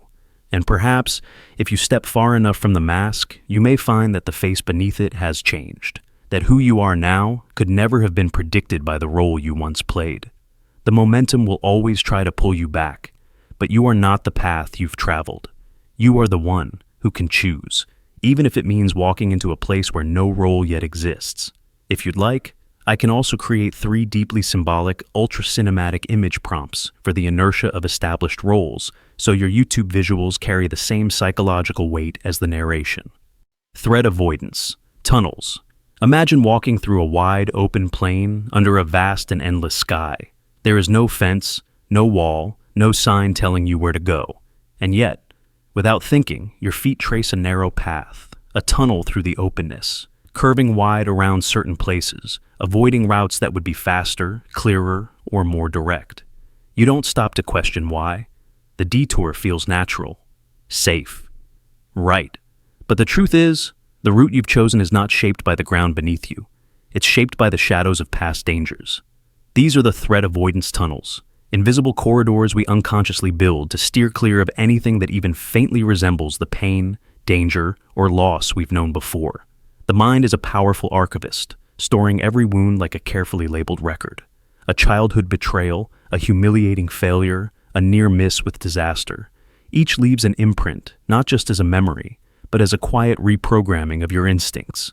You don't need to relive the danger for the warning to sound. Sometimes, all it takes is a tone of voice, a particular smell, a certain kind of situation, and the mind tightens its grip on the steering wheel, pulling you away before you can even consider moving closer. Consider the person who, after one brutal heartbreak, finds themselves unable to fully open up in new relationships. They may tell themselves they're just being cautious, but the truth is deeper. They are walking the long way around an invisible crater. Or the entrepreneur who once risked everything and failed spectacularly, now unwilling to seize a truly promising opportunity because its shape reminds them of the risk that burned them before. These tunnels don't just keep danger out, they also keep possibility at a distance. The brain's purpose in building them is survival. In the wild, this wiring was a gift. If a particular berry made you sick, avoiding any berry with a similar color or scent could save your life. If a certain predator lurked near a river bend, steering clear of any similar bend increased your chances of seeing another sunrise. But in the modern world, this instinct often turns against us. Most of our dangers are no longer life or death. They are emotional, social, or psychological. And yet, the brain responds to them with the same urgency as it once did to the rustle of leaves signaling a stalking animal. The cost is subtle, but immense. We begin to design our lives not around what we want, but around what we fear to repeat. Jobs are chosen not for passion, but for predictability. Friendships are kept surface level to avoid the rawness of betrayal. Dreams are trimmed down to manageable size so they can't explode into catastrophe. And the longer we live inside these threat avoidance tunnels, the narrower they become, until the world itself seems small, not because it is, but because we've built it that way. History and psychology show how stubborn these patterns can be. Soldiers returning from war sometimes find themselves unable to walk down certain streets, avoid crowds, or even sit with their backs to a door. Not because they are in danger now, but because their body remembers a time when such positions were invitations to death. Survivors of financial ruin may hoard resources far beyond reason, unable to spend even when abundance is theirs. These behaviors seem irrational from the outside, but to the mind shaped by threat, they are the most logical choices in the world. Breaking free from these tunnels requires a confrontation that is both intellectual and visceral. It is not enough to tell yourself you are safe now. You must reteach your body through experience. This means walking, step by trembling step, toward the edges of the tunnel and testing the air beyond it. The first steps may flood you with the same old fear, as if you're inviting the past to repeat itself. But with each repetition, the brain learns the danger isn't here anymore. The path is open. And yet, even this process is not about tearing down every avoidance. Some dangers are real. Some instincts are worth keeping. The art lies in distinguishing between the threat that still exists and the ghost of the one that doesn't. It means asking, am I avoiding this because it is truly unsafe, or because it reminds me of a time when I wasn't safe? That question is a lantern in the tunnel, a way to see not just the walls, but the world beyond them. There will always be echoes of the past in the choices we make, but if we can learn to tell echo from present sound, memory from reality, we can stop letting yesterday's fear dictate today's map. The plain is wide, the sky is open, and while the mind may still try to guide you down the same narrow corridor, you can choose, slowly, bravely, to step off the worn path and discover that the danger is gone, but the horizon remains. Future self-construction plans. Imagine your life as a construction site that never sleeps. The ground beneath you is the present moment, but your eyes are fixed on blueprints for a building that doesn't yet exist. Every choice you make, every word you speak, every skill you practice, every risk you take is a brick in the foundation of a version of yourself you have not yet met. This is the quiet, relentless force of future self-construction plans, the unseen architecture that shapes our lives not for who we are today, but for who we believe we will be tomorrow. From childhood, you begin sketching your first drafts. Sometimes the designs are crude, dreams of being an astronaut, a singer, a hero in your own story. Sometimes they are more subtle, woven from glimpses of the adults around you. You start collecting details, the kind of clothes your future self wears, the confidence in their voice, the things they no longer fear. And without realizing it, you begin making present decisions in service of that imagined figure. You choose a subject to study, not for love of it now, but because it belongs in your future self's world. You endure discomfort today, telling yourself it's the scaffolding for a stronger tomorrow. The mind does this instinctively because it hungers for continuity. Your future self is not a stranger. It's the next chapter of your current story. Psychologists studying future self-continuity have found that the more vividly we imagine the person we will become, the more willing we are to make sacrifices for them. When you see that future self as distant or vague, you are less likely to invest in them. But when the image is sharp, when you can picture their face, hear their voice, you work as their unseen laborer, pouring time, energy, and resources into a life they will inherit. This can be a source of strength. A student stays awake deep into the night, memorizing material they will barely use now because their blueprint shows a degree hanging on their wall. An athlete trains through pain because their design includes standing on a podium years later. Even acts of kindness can be shaped by construction plans. You treat people well because the person you want to be is respected, trusted, and remembered for their character. Yet the danger is hidden in the rigidity of these plans. Blueprints, once drawn, can be difficult to revise. You may find yourself locked into a project that no longer fits who you've become. The future self you imagined at the 20th of May not be the one your 30-year-old self actually wants to be. But because you've already laid so much foundation, you feel trapped. You keep building upward on a design you no longer love, because tearing it down feels like admitting the early work was wasted. History is full of figures who lived and died inside their own unaltered blueprints. Inventors who refused to pivot when the world changed. Artists who clung to a style long after their passion for it had gone. Leaders who followed plans that had long since lost their purpose. The tragedy is not that they failed, but that they succeeded in building exactly what they set out to create, only to realize, too late, that they no longer wanted it. On a smaller scale, we all risk this. A young lawyer dreams of a prestigious career, works tirelessly to achieve it, and wakes one day in an office they never wanted, realizing they had been serving a blueprint drawn by a version of themselves that no longer exists. A person trains their body for years to fit an image, only to discover they were chasing someone else's ideal. When our future self-construction plans go unquestioned, they can quietly turn into cages made of our own choices. The paradox is that we need these plans to give our lives direction. Yet, we must also be willing to redraw them. The best architects revise their designs as the landscape changes. The wisest builders know when to halt construction entirely. To live well means holding the blueprints loosely, investing in a future without becoming enslaved to it. In the end, you are both the architect and the occupant of whatever you build. The person you imagine will one day walk into the structure you've spent years constructing, open the door, and live inside its walls. If you want them to feel at home, you must not only build with vision, you must be willing at any moment to redesign. The future is not a finished building waiting for you. It is a site still under construction, and the plans are still in your hands. Loss aversion foundations. Imagine standing on the edge of a cliff, holding a single gold coin in your hand. Below you, waves crash against sharp rocks. Someone offers you another coin, an exact copy. If you will toss yours into the sea, you hesitate. Even though the trade leaves you with the same value, something in your gut revolts. The thought of losing what you already possess burns hotter than the thrill of gaining something new. This is the foundation of loss aversion, the mind's deep primal bias to protect what it has at almost any cost, even when the math says otherwise. It's not a quirk of personality, it's an ancient survival script. In the early human world, losing resources could mean death.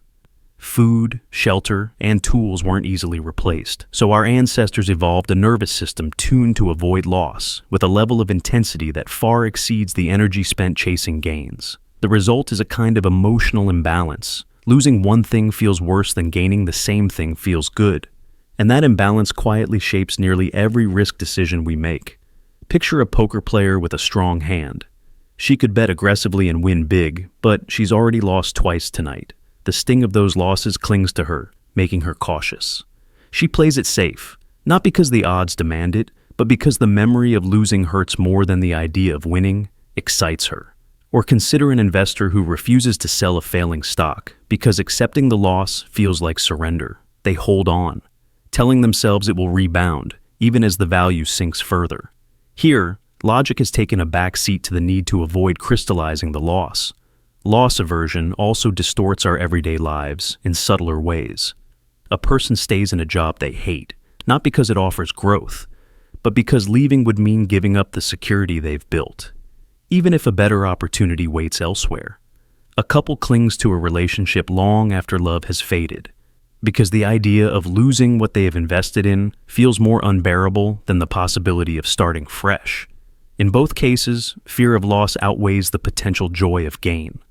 The most unsettling part is how loss aversion can make us mistake protection for progress.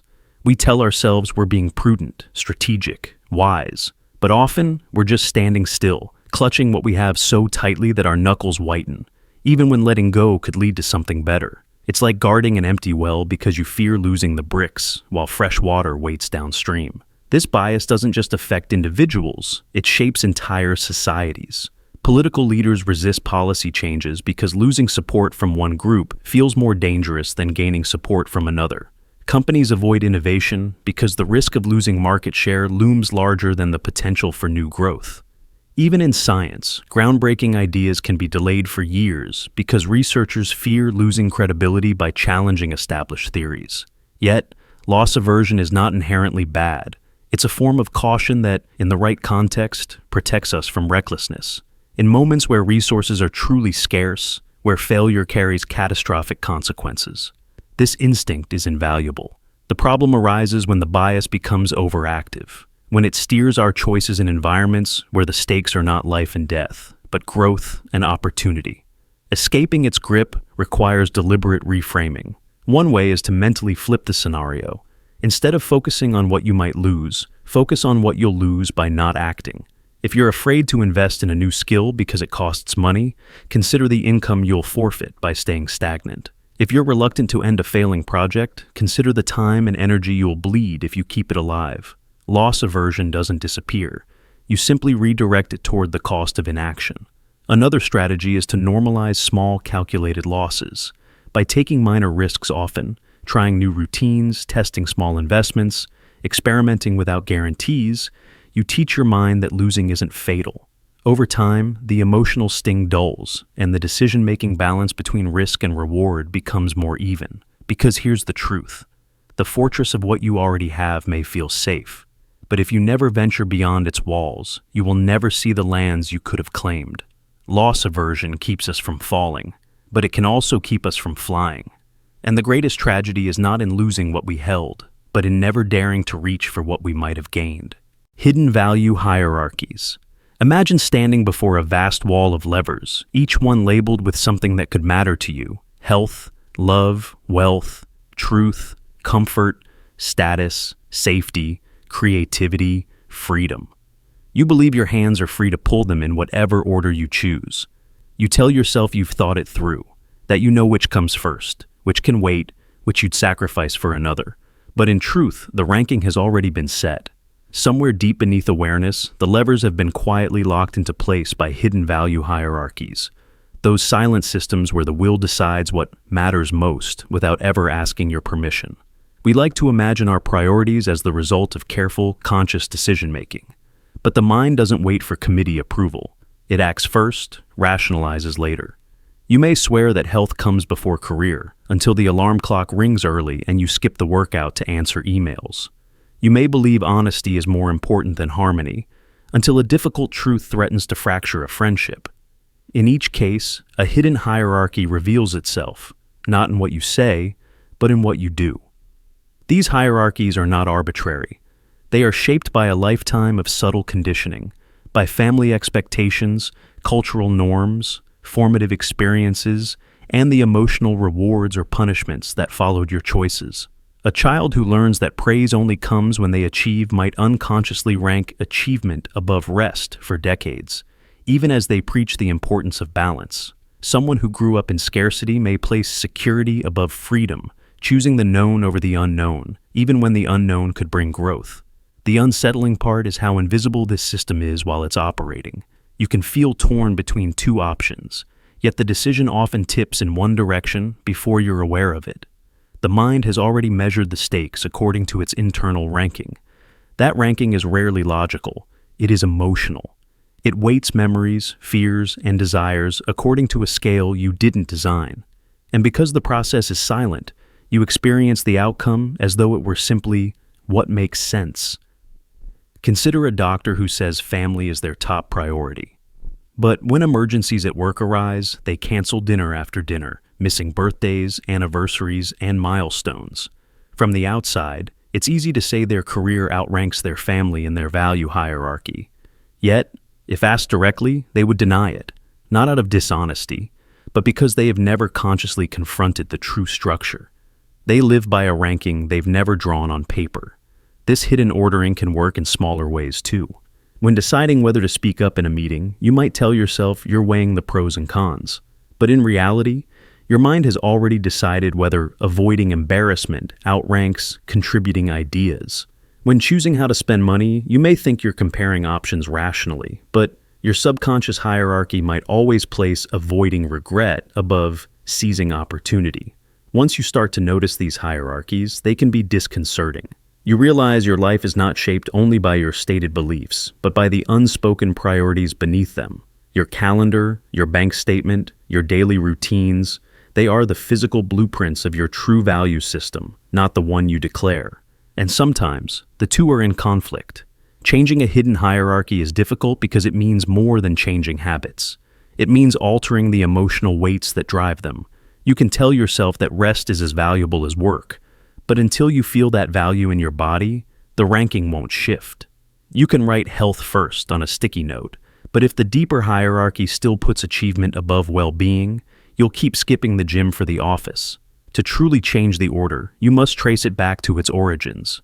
Where did this ranking come from? Whose approval were you chasing when you first put success above self-care? Whose disappointment taught you to place obedience above curiosity? When you find those origins, you can begin the slow work of rewriting the list, not on paper, but in the reflexes of the will. The truth is, every life runs on a set of hidden hierarchies. They decide what gets your attention, your energy, your sacrifices. They shape not just what you do, but what you even imagine as possible. You can live your entire life obeying them without ever knowing they exist. Or you can stop, look closely, and decide which levers you want to move with your own hands.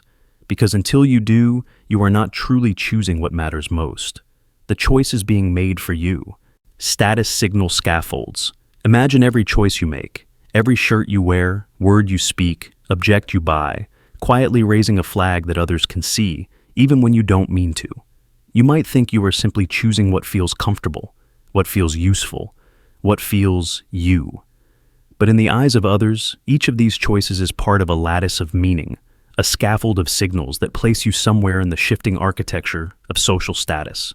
This is the hidden language of status signal scaffolds, the unspoken system by which our decisions, intentional or accidental, announce where we stand.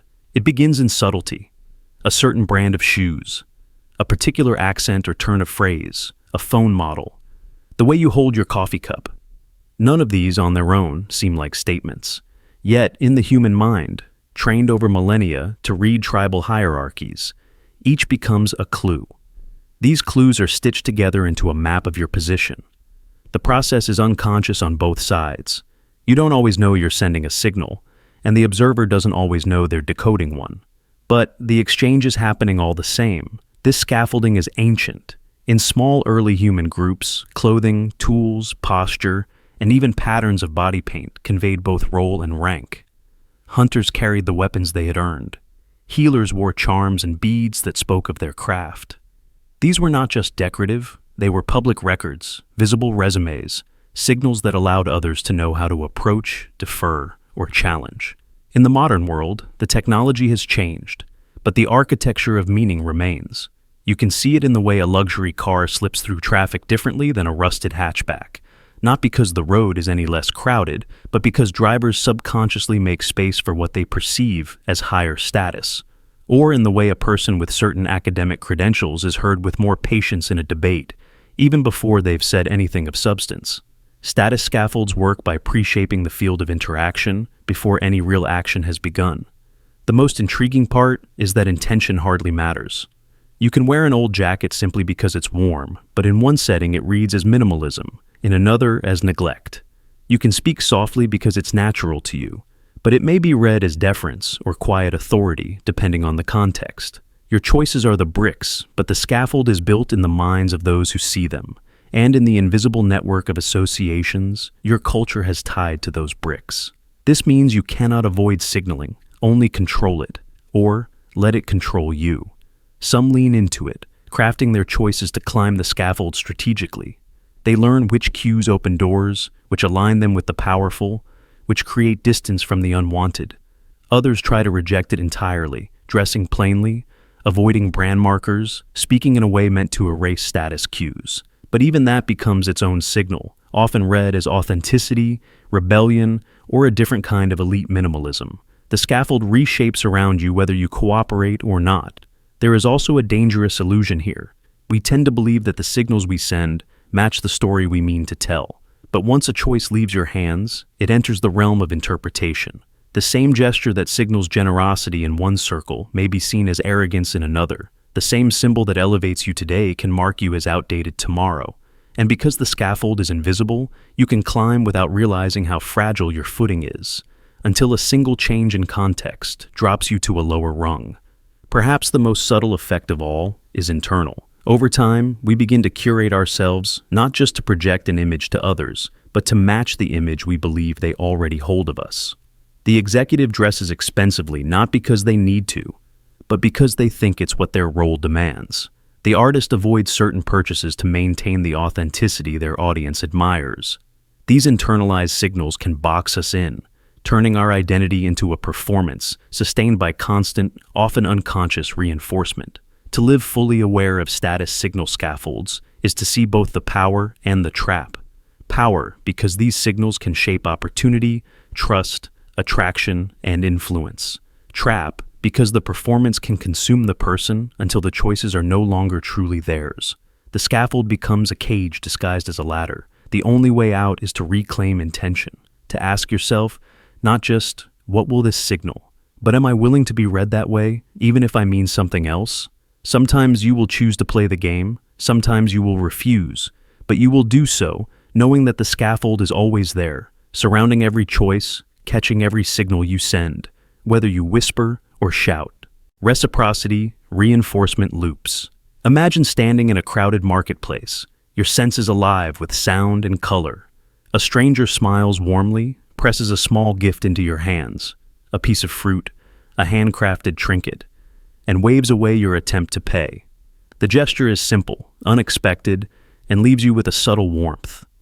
You walk on, but you find yourself drawn back to their stall later, almost without thinking, ready to buy something you didn't plan to return the kindness you were shown. This is the quiet architecture of reciprocity reinforcement loops, the deeply human tendency to bend toward those who have given to us, even when the bending pulls against reason, logic, or our own best interest. It is one of the oldest forms of social glue. In the earliest human tribes, survival depended on the exchange of favors. Food shared today could mean food received tomorrow. Over millennia, this principle became etched into our instincts, so deeply that it operates without conscious awareness. Reciprocity doesn't need to be spoken. It hums beneath the surface of human interaction, a current that turns our decisions in ways we may not even notice.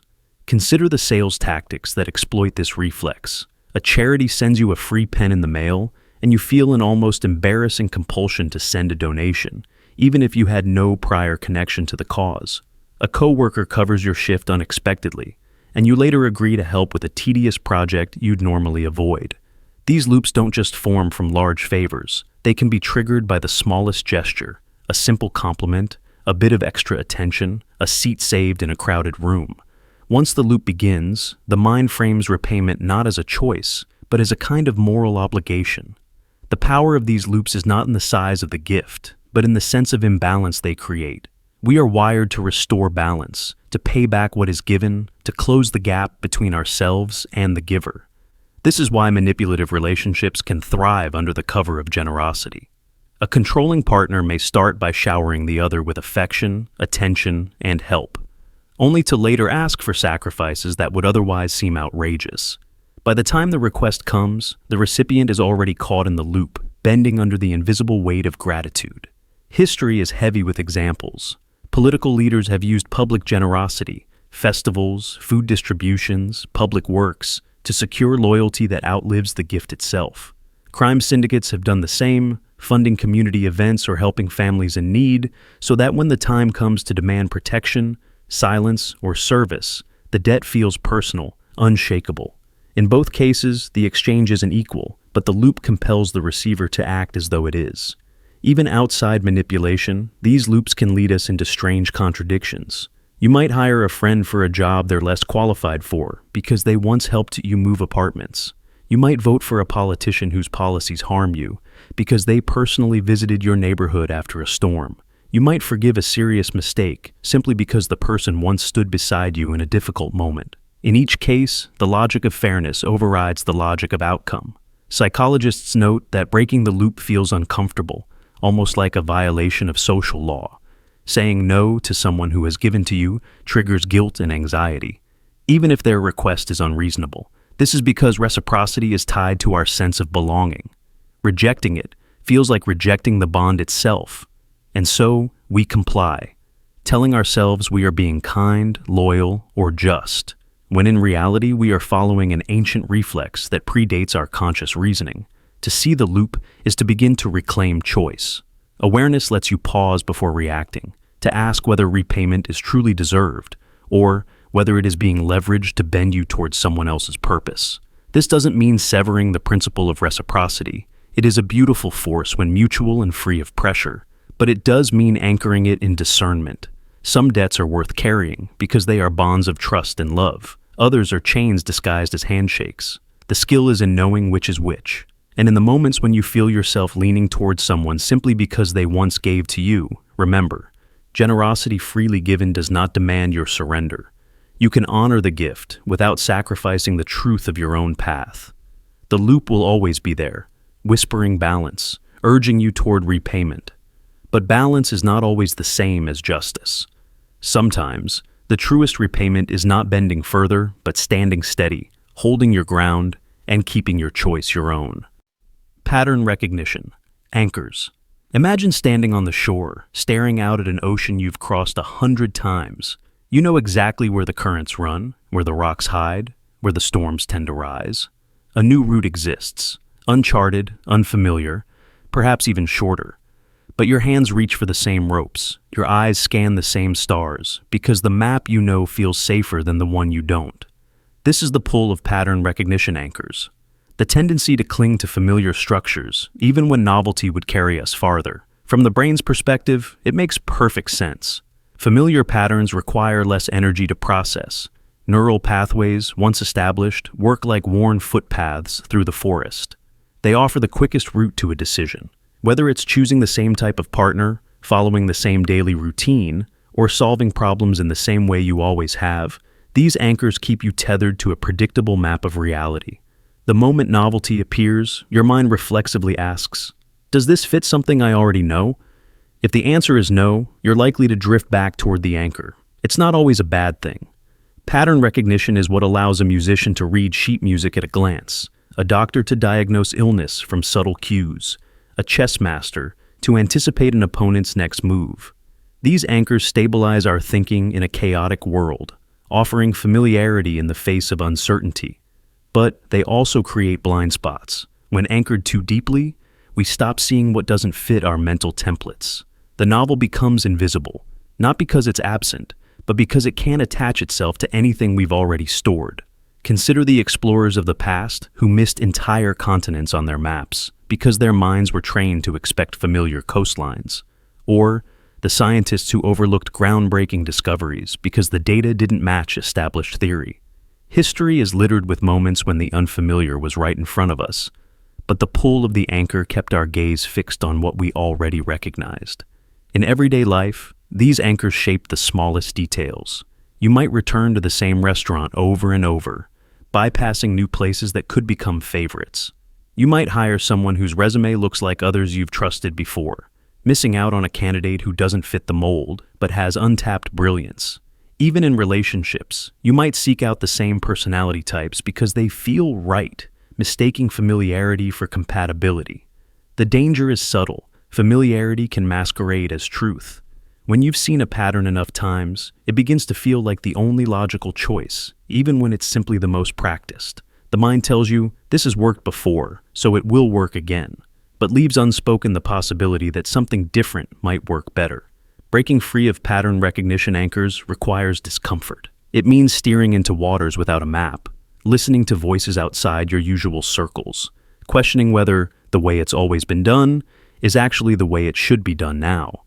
It requires asking, am I choosing this because it's the best option, or because it's the one my mind already knows how to choose?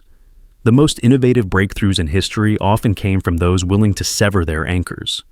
Artists who abandoned familiar styles, engineers who scrapped proven designs, thinkers who dared to let the unknown feel like home. They recognized that anchors can keep you steady, but they can also keep you from ever setting sail. In the end, pattern recognition anchors are both comfort and constraint. They help us survive, but they can also prevent us from evolving. If we never question them, we risk living our lives tied to the same dock, watching new horizons shimmer in the distance, while insisting that the safest course is the one we've already taken 100 times. The ocean will always be wider than the map you know, if you can find the courage to lift the anchor and drift toward the unfamiliar. Emotional debt framework. Imagine carrying a ledger, not of money, but of moments. Every kindness you've received, every harm you've caused, every promise left unfinished. You may not remember when you started keeping it, but it's there, etched into the mind, with entries written in guilt, gratitude, regret, and longing. This is the emotional debt framework, the invisible accounting system that quietly shapes your choices, pushing you toward actions that feel like repayment, whether or not the other person is even keeping score.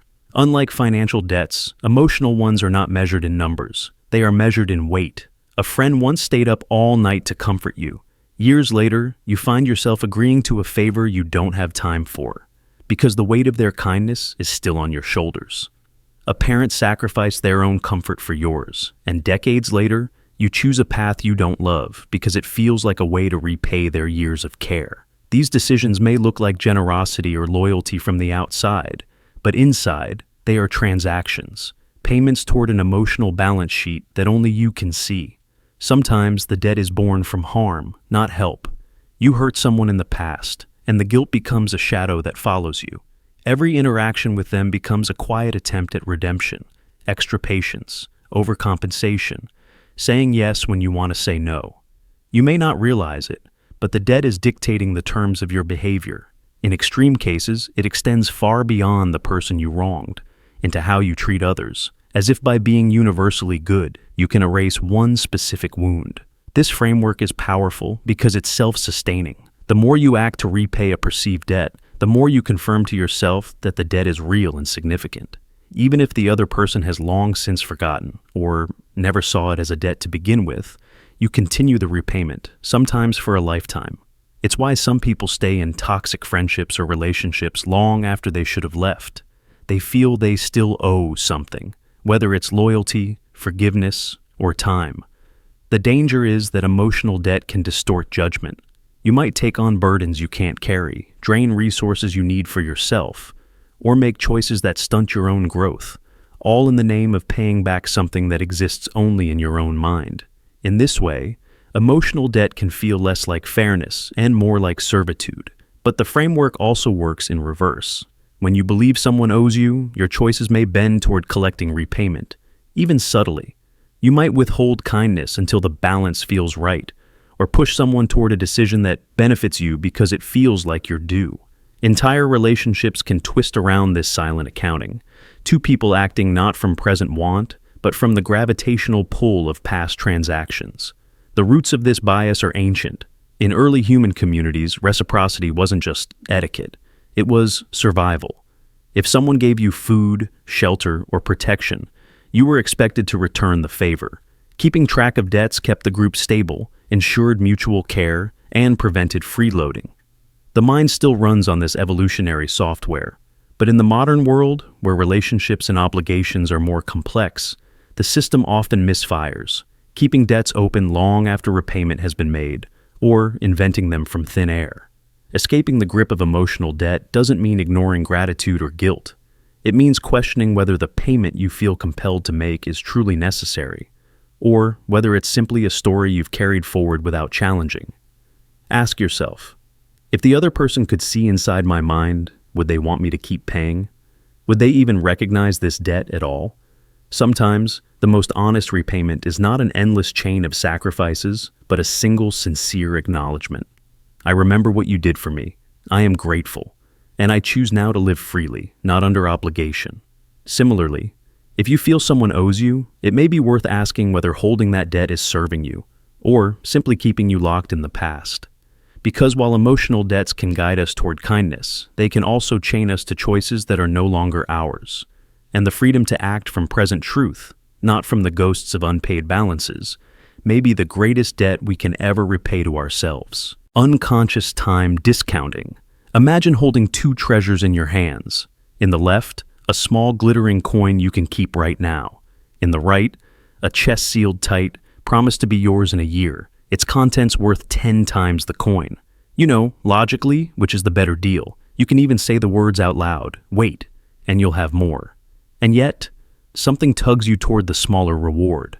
Not because you've calculated poorly, but because your mind, without asking you, has already tilted the scale. This is unconscious time discounting, the silent, automatic tendency to devalue distant rewards compared to immediate ones, all while believing we are making a rational choice. The effect is ancient. For most of human history, the future was uncertain in the most literal way. Food might not come tomorrow. Shelter could be lost in a single storm. In such a world, taking what was available now often meant survival. The brain adapted to that reality, wiring us to favor immediacy over delay. The problem is, the same wiring persists even when the threats have changed. We are still built for the short-term hunt, even when long-term planning would serve us better. The insidious part is that this discounting operates invisibly. We do not sit down and say, I will consciously lower the value of the future. We simply feel that the immediate reward is more real, more certain, more satisfying, and the future one fades like a distant horizon. If the payoff is days away, it feels dim. If it's months or years away, it becomes almost abstract, like a story someone told you rather than a promise you will collect. Consider the student who chooses to watch a show instead of studying for an exam weeks away. The exam is important. The grade will matter for years, but the pleasure of the show is here, now, tangible. Or the person who spends money on a luxury today instead of saving for retirement. They know in principle that their older self will need the resources, but that older self feels like another person entirely. Distant. Almost fictional. The present self wins because the present self is the one casting the vote. In behavioral experiments, people are often given choices between a smaller reward now and a larger reward later. Over and over, the majority take the smaller, sooner option, even when the wait for the bigger reward is trivial. The same people, when imagining the choice far in advance, predict they would choose the larger, later option. This gap between what we say we value and what we actually choose is the fingerprint of unconscious time discounting.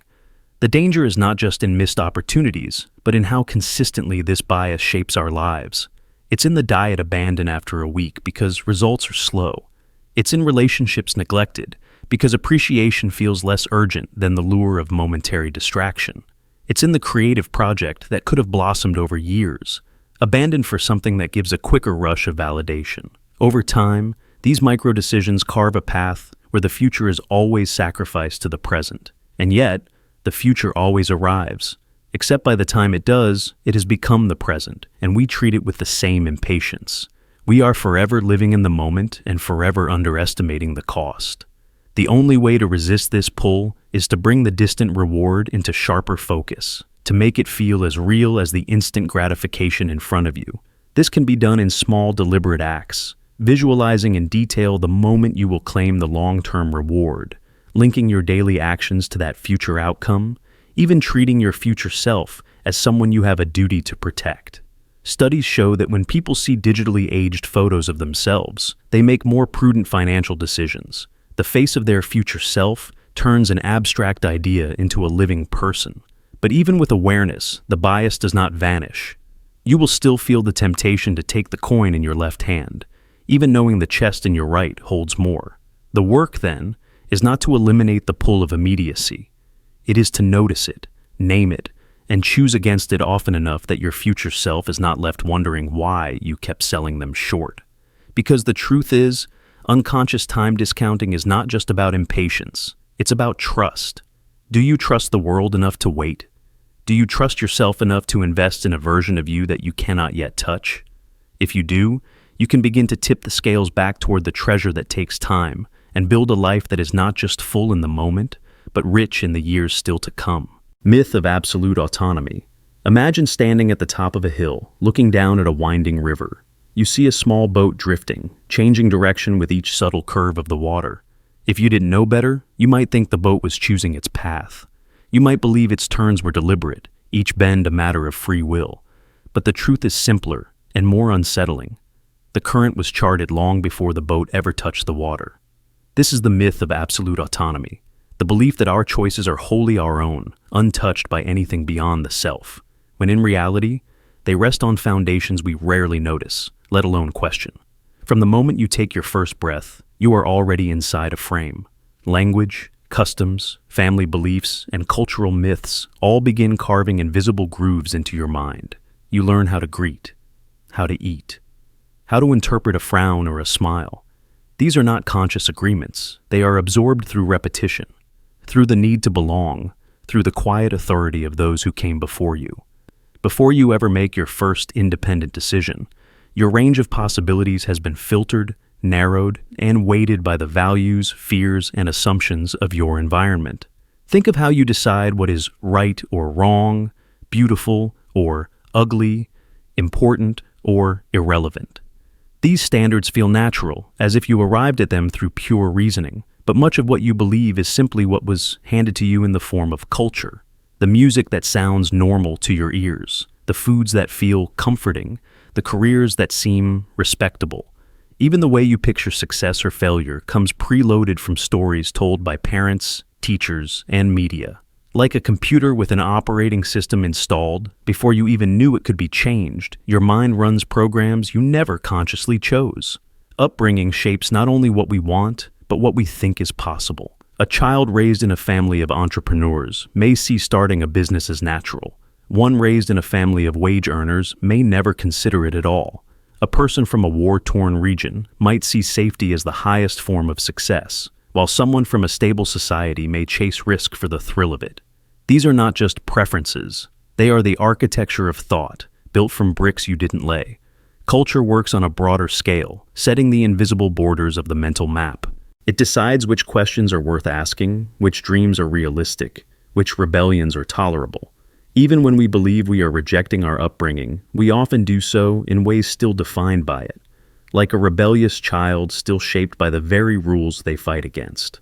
Absolute autonomy is an illusion because the canvas on which we paint our choices was primed and stretched by countless hands before ours. And yet, the illusion is seductive. We want to believe in the sovereignty of the self, the romantic image of the lone individual forging their path against the world. It's a comforting story, one that flatters the ego. But believing it too fully makes us blind to the quiet influences shaping us. It turns us into actors who think they are improvising, unaware they are following a script written generations ago. This doesn't mean we have no freedom. It means our freedom is scaffolded, built on the supports of language, upbringing, social norms, and shared myths. The problem is not that these supports exist, but that we mistake them for the ground itself. When we forget they're there, we cannot see when they limit us. We cannot question whether the values we live by are truly ours, or simply inherited reflexes. Some people never look beyond these supports. Others, through crisis or deliberate reflection, begin to see the outlines of the scaffolding. They notice how their personal taste in partners mirrors their parents' relationships, how their sense of justice echoes the laws and media they grew up with, how even their rebellions fit neatly into culturally sanctioned patterns of defiance. This awareness can feel destabilizing, even frightening, because it means stepping out of the role of author and realizing you may be a co-writer at best. And yet, this is where real autonomy begins, not in rejecting all influence, which is impossible, but in tracing those influences to their source and deciding which to keep. It's not about standing outside the river entirely, but about learning how to paddle with intention, even while acknowledging the current beneath you. True freedom is not the absence of shaping forces. It is the ability to navigate them with open eyes, to edit the inherited script, to choose which parts of your cultural and personal history will remain in your story. The myth of absolute autonomy falls apart when we admit that no choice is made in a vacuum. But in that collapse, a more honest kind of agency emerges, one that accepts the depth of our entanglement with the world and yet still dares to steer. The question is not, am I influenced? You are. The question is, which influences will I allow to remain invisible and which will I bring into the light? Aspiration echo chambers. Imagine walking through a hall of mirrors, not the distorted carnival kind, but a perfectly polished gallery where every reflection smiles with the same hopes, repeats the same dreams, and praises the same definitions of success. You step inside thinking you are here to discover yourself, yet every wall you face shows you not your own vision, but a reflection shaped by those standing beside you. This is the nature of aspiration echo chambers, where our choices are guided less by our raw, unfiltered desires, and more by the ideals mirrored back to us from the circles we choose to inhabit. The process begins quietly. You join a group, a community, a workplace, or a circle of friends. At first, you may believe you have found like-minded people who share your ambitions, but soon you notice something subtler. Their values begin to seep into yours. Their praise makes certain goals feel more important. Their disapproval quietly dims others. Before long, the yardstick by which you measure your life is no longer one you built yourself. It is one handed to you by the collective. Consider the young artist who dreams of creating something deeply personal, but whose peer group celebrates only work that wins competitions and gains online traction. Slowly, without an explicit decision, the artist's work shifts toward what will be applauded by that circle. Or think of the ambitious professional whose friends all chase promotions, bigger houses, and luxury vacations. Even if they once valued freedom over status, they find themselves calculating their worth in the same currency. The echo chamber doesn't shout. Its influence is a constant murmur, a warm wind pushing you toward the common ideal. The power of these chambers lies in their reciprocity. You give validation to others for chasing the shared ideal, and in turn, you receive validation for doing the same. Each exchange tightens the loop until it feels not just rewarding, but natural. Leaving the loop, or questioning its values, starts to feel like betrayal, not just of the group, but of yourself as a member of it. And because your chosen circle reflects your own values back to you, it becomes easy to mistake reinforcement for truth. This is why entire industries can rise and fall inside aspirational bubbles. Silicon Valley has seen countless startups chase the same growth metrics, not necessarily because each founder believed it was the best path, but because the community's collective admiration was reserved for those who did. Fashion, art, politics, all have their echo chambers where certain goals are crowned as the only goals worth having. Inside them, alternatives don't look just different. They look lesser. Even rebellion is shaped by the chamber. In a group that idolizes wealth, the contrarian might pride themselves on rejecting money, but still defines themselves in relation to it. In a circle that worships academic achievement, the outlier might boast about quitting school, but still frames their worth by the very system they oppose. In both cases, the chamber remains the frame of reference, its influence intact. Psychology calls this normative influence, the tendency to conform in order to be accepted and liked. But in aspiration echo chambers, this influence doesn't just guide behavior. It rewires desire itself. Over time, you may forget which dreams began in your own mind and which were planted there by the group. The applause for certain achievements can feel like genuine fulfillment, even if the deeper self remains restless. Escaping, or even loosening, the grip of such a chamber requires the courage to step into spaces where your ideals are not immediately mirrored back. It means seeking out conversations with those who do not share your aspirations, not to convert them or be converted, but to remember that there are many currencies of worth. It means asking, if no one I knew cared about this goal, would I still want it? Some echo chambers can be nourishing, circles that push you toward growth you truly value. Others are cages disguised as communities, rewarding you for shrinking your range of possibilities to fit their frame. The challenge is not simply to break away from them entirely, but to see them clearly, to know when the reflection is helping you see yourself, and when it is showing you only the version they want you to be. Because in the end, the hall of mirrors is endless. You can wander from one chamber to another your whole life, each reflecting a different set of ideals, each insisting that its version is the truth. The rarest act is to step outside altogether, to walk where no mirror stands, and see, perhaps for the first time, what your aspirations look like without anyone else's reflection bending their shape. Conflict avoidance, supports. Imagine walking through a crowded market carrying a fragile vase in your hands. At every step, people brush past you, bump into your shoulder, block your path.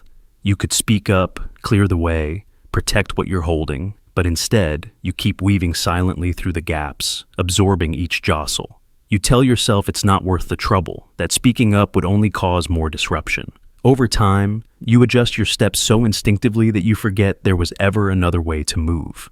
This is the quiet grip of conflict avoidance supports, the internal scaffolding that diverts you away from confrontation, even when it costs you. The human mind is wired for social survival. Long before cities and markets, our ancestors lived in small groups where harmony meant safety. A disagreement could fracture alliances, and exile could mean death. Those who learned to sidestep conflict often lived longer. These instincts still shape us, but in the modern world, avoiding confrontation can morph from a survival tool into a self-erasing habit. You start making micro-calculations before every choice. How will they react? Will this upset them? Until the weight of other people's comfort silently outweighs your own needs. It begins subtly. You let a friend's hurtful comment slide because you don't want to seem sensitive. You take on extra work because saying no would make things awkward. You agree to plans you don't want because declining feels like a tiny betrayal. Each time, you reinforce the loop. The relief of avoiding a clash outweighs the discomfort of being unheard. The brain learns that sidestepping is safer than standing firm, and the scaffolding of avoidance grows stronger. But safety is an illusion. The costs accumulate quietly. Resentment builds in the shadows, confidence erodes, and the boundary between selflessness and self-erasure dissolves. You may even start convincing yourself you don't mind things you once cared about deeply, rewriting your own preferences to match the paths of least resistance. Over years, this can change the architecture of your identity, not because you've truly evolved, but because you've been sanding down every sharp edge to fit into spaces where no one feels discomfort but you. History is full of examples of how avoidance shapes fate. Leaders who deferred decisive action to keep peace often set the stage for greater conflict later. In personal relationships, couples who never argue often find themselves further apart than those who fight, but resolve issues honestly. In both cases, avoiding confrontation doesn't make tension disappear. It forces it underground, where it grows stronger and more unpredictable. Breaking free from conflict avoidance supports requires unlearning the reflex to protect peace at all costs. It means tolerating the discomfort of a raised voice, a furrowed brow, a moment of silence heavy with disapproval. It means recognizing that confrontation isn't always violence. It can be an act of respect, a declaration that the relationship is strong enough to bear the truth. And it requires an honest reckoning with how much you've been paying in the currency of your own well-being just to keep the surface calm. Confrontation does not have to destroy the fragile vase you're carrying. Sometimes it's the only way to stop others from knocking it to the ground. It is the voice that says, "This matters to me," the steadying of your stance when the crowd pushes back. The supports of avoidance will always be there, ready to reroute you toward the safer, quieter path. But if you never step off that path, you may one day realize you've walked an entire lifetime without ever truly standing your ground. Anchoring bias foundations. Imagine walking into a vast, unfamiliar marketplace. The first stall you see is selling a handmade scarf for $200. You keep walking and find another stall selling a nearly identical scarf for $80. Without thinking, you feel a rush of satisfaction. You found a bargain. But is it really a bargain? If you had entered the market from a different street and seen the $80 scarf first, it might have felt expensive. This is the anchoring bias, the mind's quiet tendency to let the first piece of information it encounters fix a reference point, weighing down every decision that follows, even when that anchor is arbitrary, outdated, or misleading. The anchor works like a mental gravity well. Once it's in place, your thoughts orbit around it, often without your awareness. A job seeker hears their first salary offer, and every counteroffer is compared to it. A home buyer tours one overpriced house, and suddenly every other price feels reasonable in contrast. Early impressions don't just color your perception, they bend the entire framework of your decision-making. Anchoring doesn't have to come from numbers. It can come from first experiences, first opinions, first stories. Imagine meeting someone at a party who seems cold and distracted because they've just had bad news. That first impression might anchor them in your mind as distant, even after years of warm, genuine interaction. Or think of tasting a certain food badly prepared the first time. No matter how skillfully it's made later, the shadow of that first disappointment lingers. This bias is dangerous because it feels like rationality. Once an anchor is set, your brain doesn't say, "I'm clinging to old information." Instead, it treats the anchor as a logical baseline and measures everything else against it. If your first piece of data is wrong, incomplete, or outdated, every decision you make downstream is quietly skewed. A stock that once sold for $150 will seem cheap at $100, even if its true value is far lower. A policy that started with a flawed assumption will continue to guide decisions years after the facts have changed. Anchoring is powerful in negotiations. The first number on the table shapes the psychological landscape for both sides. Real estate agents know this. Marketers know this. Politicians know this. Even in casual conversation, the earliest statement on a topic can frame the debate so strongly that later facts struggle to dislodge it. The anchor doesn't need to be accurate. It only needs to arrive first. Part of the reason this bias evolved is efficiency. In a world where decisions had to be made quickly, the first information you encountered often was the most relevant. If you saw one river teeming with fish, it was safer to assume other rivers would be judged against it. But in the modern world, where information can be outdated in seconds, the anchor can trap us in past realities. Breaking free requires deliberate mental resistance. Before accepting the first number, story, or impression, ask yourself, what if this were the second thing I saw, the third? Would it still feel true? Actively seek a wider range of reference points before committing to a decision. And when you realize your choice is leaning heavily on a past impression, imagine removing that anchor entirely. What would you decide if you knew nothing at all? Because the truth is, the mind's anchors can keep you from drifting, but they can also chain you to the wrong spot. Sometimes, the most important move you can make isn't toward the next piece of information, but away from the first one. Ritualized decision structures. Imagine standing before a small table every morning, the same one you've stood at for years. On it rests a single object, a pen, a notebook, a cup, a charm. You touch it, turn it, perhaps speak a word under your breath. The act itself is simple, almost automatic, but it is more than habit. It is a frame, a mental doorway you pass through before deciding your next move. This is the power of ritualized decision structures, repetitive symbolic acts that, often without our awareness, shape and reinforce the choices we make. Humans have always bound decisions to ritual. Ancient hunters would paint symbols on their weapons before a hunt, believing the act ensured success. Monks would bow before entering the scriptorium, a signal that they were stepping into sacred work. Modern athletes still kiss lucky charms before competition, not because the charm controls the outcome, but because the act fixes their focus, reminds them of their intention, and reaffirms their readiness. The ritual becomes a silent architecture around the decision, channeling it along certain lines. The key is that the act is symbolic. It does not directly change the choice itself, yet it changes you in the moment of choosing. A CEO might never sign a major contract without first arranging their desk just so. A student might always take 3 deep breaths before starting an exam. These small, repeated gestures form a kind of decision gateway.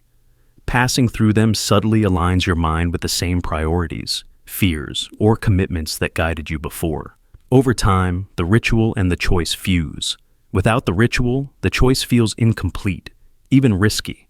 This is how ritualized decision structures reinforce themselves. They become part of the mental scaffolding that supports your sense of control and continuity. Skip the act, and you feel as if you've stepped onto unsteady ground. Neuroscience suggests that rituals reduce uncertainty by giving the brain predictable patterns. When a choice carries emotional weight, risk, responsibility, or moral conflict, the ritual offers a familiar sequence of movements and symbols, calming the mind enough to move forward. But this calming effect has a side consequence. It can also anchor you to certain kinds of choices, even when circumstances have changed. If a ritual always precedes a conservative decision, you may find yourself becoming more cautious over time, not because the world demands it, but because the ritual primes you for it. Consider the investor who always reviews the same set of charts in the same order, with the same pen in hand before making a trade.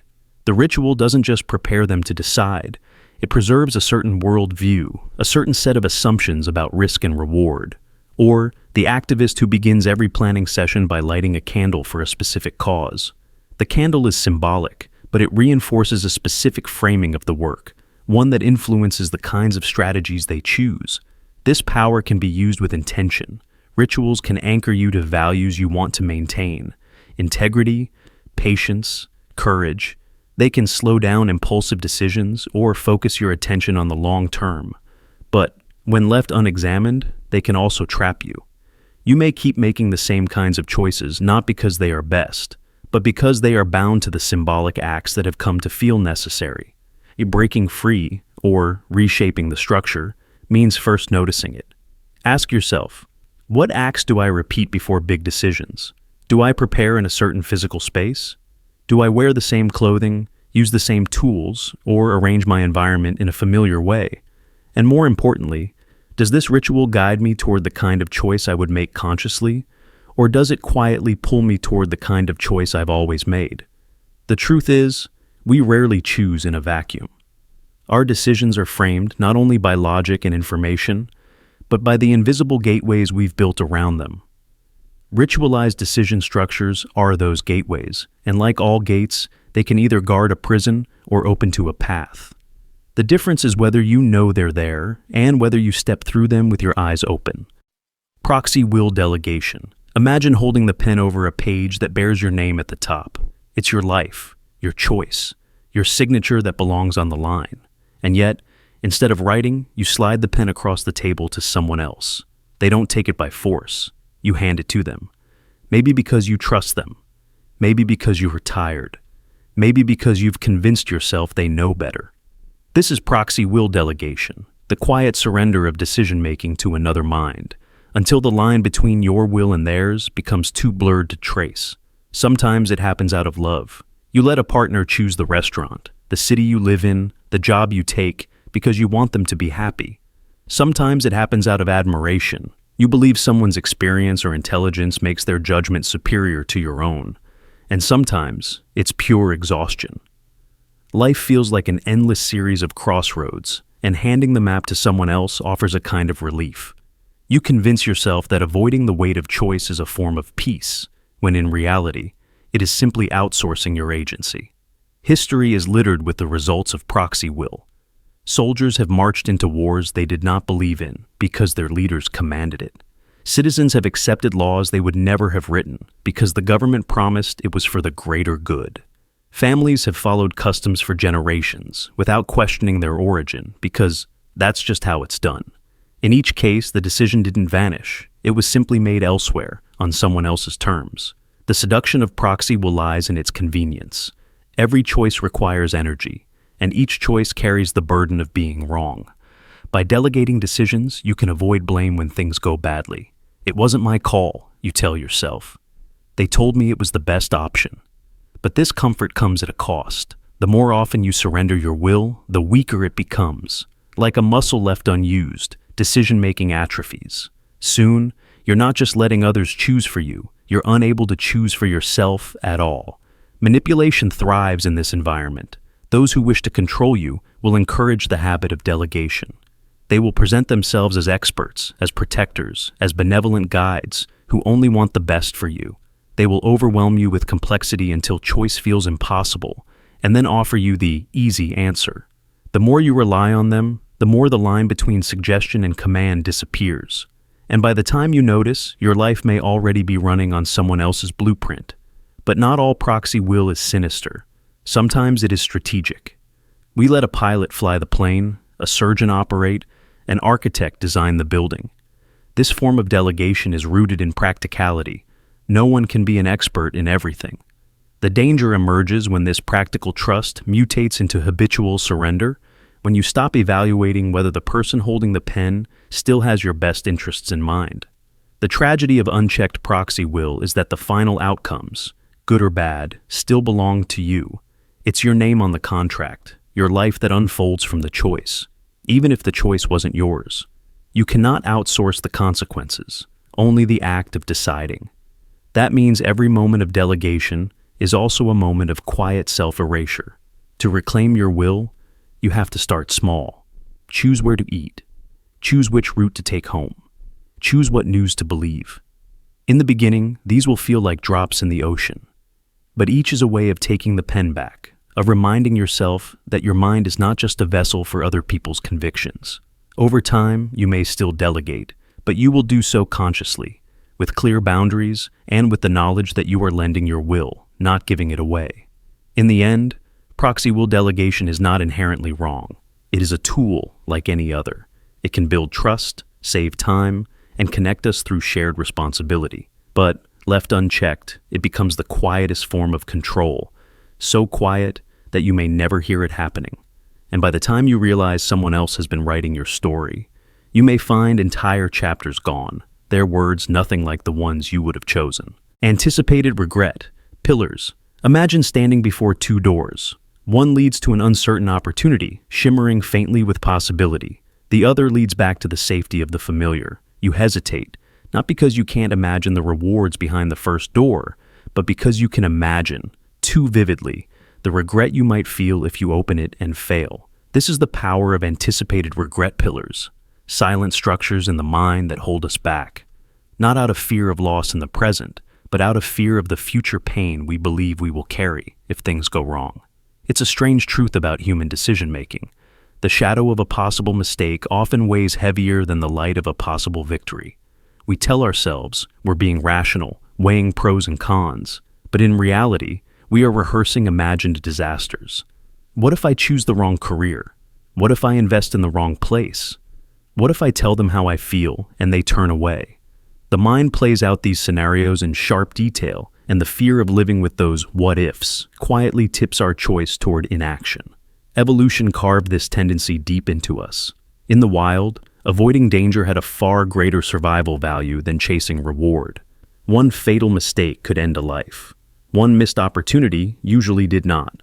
Over time, our brains became exquisitely sensitive to the threat of future pain, especially the unique ache of self-blame. Regret is not just sadness, it's the gnawing sense that you could have done something differently. And because it is tied to the idea of personal responsibility, we avoid situations where the weight of that responsibility could crush us later. Consider the student who chooses a safe major over their passion, not because they have stopped loving their dream, but because they imagine themselves 10 years later, struggling financially, regretting their decision. Or the person who stays in a lukewarm relationship, fearing that leaving might lead to loneliness and years of looking back wishing they had stayed. These choices often feel wise in the moment, but the guiding force is not the pursuit of happiness, it's the prevention of a future wound. The irony is that anticipated regret can itself become the architect of actual regret. By avoiding the leap, you also avoid the possible reward, and years later, you may find yourself haunted by the very what if you were trying to escape. You prevented one kind of pain only to invite another, slower one, the pain of never knowing. History is full of people who reached old age not lamenting the failures they endured, but the chances they never took. Marketers, leaders, and manipulators have long understood how to exploit this pillar. Limited time offers, last chance sales, and warnings about missing out work because they invert the fear. They make you imagine the regret you'll feel if you don't act. Political campaigns do the same, framing decisions in terms of disasters that will happen if you choose wrong. The mechanism is identical. Make the mind picture a painful future, and the choice will bend accordingly. Breaking free from this invisible architecture requires a shift in how we relate to regret itself. The goal isn't to eliminate it, it's to redefine it. Instead of treating regret as something to be avoided at all costs, we can see it as proof of having dared, of having engaged with life fully. Regret, in this light, becomes not a failure, but a byproduct of living with boldness. One way to loosen the pillar's grip is to ask, which regret would I rather live with? The regret of trying and failing, or the regret of never knowing? This reframing can reveal that some doors, even if they lead to disappointment, leave you richer for having walked through them. Another approach is to notice how often our imagined future pains fail to materialize at all. Studies show people tend to overestimate the intensity and duration of regret. What feels like it would haunt you forever often fades into a quiet memory far sooner than expected. The anticipated regret pillar will always be there. It's part of our wiring. But when you can see it clearly, you gain the power to decide whether it's warning you of a real cliff or simply keeping you from stepping onto a new open road. The choice then becomes not just about success or failure, but about which life you'd rather inhabit, the one where you stayed still or the one where you risked the sting of regret for the possibility of something more. Because sometimes the greater tragedy is not that you walked through the wrong door, it's that you never opened one at all. Cultural archetype molds. Imagine being handed a mask before you even understand the shape of your own face. It comes not from your parents alone, but from the stories your culture tells, the legends, the films, the epics, the advertisements. Somewhere in those tales is a figure you are meant to become, the brave hero, the wise sage, the selfless caregiver, the visionary leader. You wear the mask tentatively at first, but the longer it rests on your features, the more it fuses with your skin. This is the pull of cultural archetype molds, the invisible templates that guide who we try to be, not because we chose them freely, but because our society taught us they were the most admirable shapes a life could take. From childhood, you see these molds everywhere. In school books, the hero is celebrated for courage, the sage for wisdom, the rebel for defiance in the name of justice. You notice which characters earn admiration and which earn scorn. You internalize the applause, even if it's meant for someone else, and begin shaping your own behavior to fit the role that feels safest, or most rewarded. The athlete becomes the warrior, learning to value grit above rest. The gifted student becomes the sage, prioritizing answers over vulnerability. The caretaker becomes the nurturer, offering comfort to others while neglecting themselves. The effect is subtle but relentless. The mold tells you which emotions to display, which ones to hide, which ambitions are noble, and which are selfish. If your society prizes the stoic hero, you may learn to swallow grief and mask fear, even when honesty would heal you. If it prizes the selfless guide, you You may offer wisdom even when you're lost yourself. These roles are not inherently false. They can be expressions of real values. But when the mold becomes a cage, you begin to confuse performance with identity. History is filled with people trapped in archetype molds. Generals who could not lay down the sword even when peace had come, because they were expected to remain warriors. Philosophers who lived in poverty, shunning material comfort because their image as the pure, detached sage was too deeply entrenched to abandon. Even reformers who had built their reputations on defiance found themselves unable to adapt once their rebellion succeeded, because their identity was built on fighting, not leading. In daily life, the same dynamics unfold quietly. A person known as the strong one in their family may never admit to feeling overwhelmed, fearing they'll disappoint the unspoken expectation. A woman who's been praised all her life for selflessness may feel crushing guilt at prioritizing her own needs. An artist celebrated for a certain style may feel creatively suffocated but afraid to break away, knowing audiences have cast them in a role they can't seem to exit. The danger of cultural archetype molds is that they reward consistency over authenticity. The applause you receive for staying in character can drown out the quiet inner voice asking for change. Over time, the role becomes so ingrained that the thought of stepping outside it feels like betrayal, not just of others, but of yourself. Breaking free doesn't necessarily mean rejecting the archetype entirely. It means allowing yourself to be more than one. The hero can also be vulnerable. The sage can also be foolish, curious, or uncertain. The nurturer can step back and be nurtured. True freedom comes when you can hold the mask in your hands instead of having it welded to your face, when you can wear it when it serves you and set it aside when it doesn't.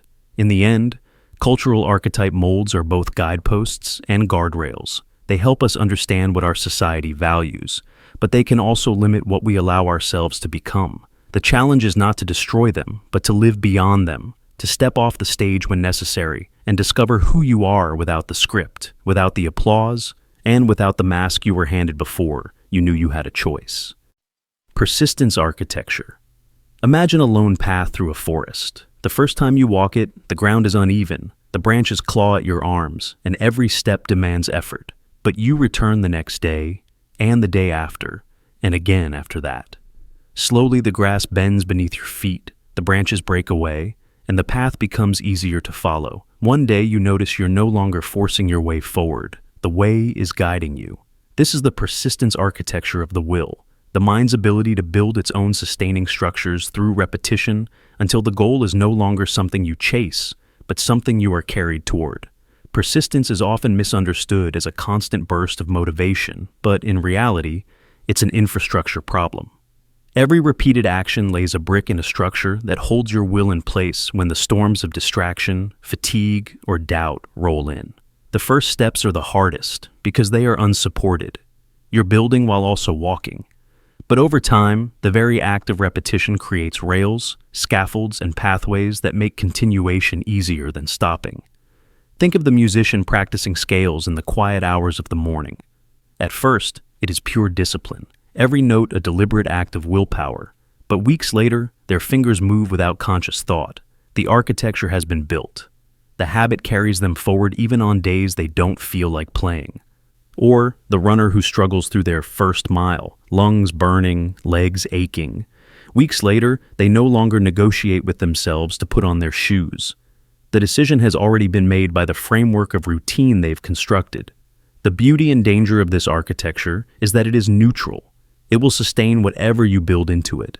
The same repetition that carries someone toward mastery can carry another toward destruction. A small daily indulgence can become an unshakable dependency. A minor avoidance, repeated enough, can become an ingrained fear.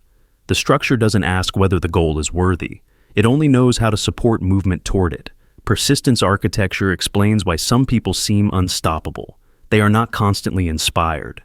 They have simply built such strong internal pathways that deviation feels unnatural. Their will is no longer a soldier fighting a battle each day. It's a train running on tracks they've laid themselves. Even when they doubt, even when they falter, the structure they've built holds them up until momentum returns. This is why breaking a long-standing habit feels like tearing down a building brick by brick. You're not just stopping an action, you're dismantling the framework that supports it.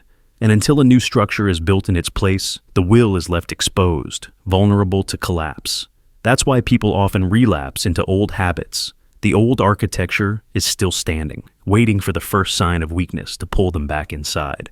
In a world obsessed with motivation, hacks, and bursts of inspiration, the truth is far simpler and far more demanding.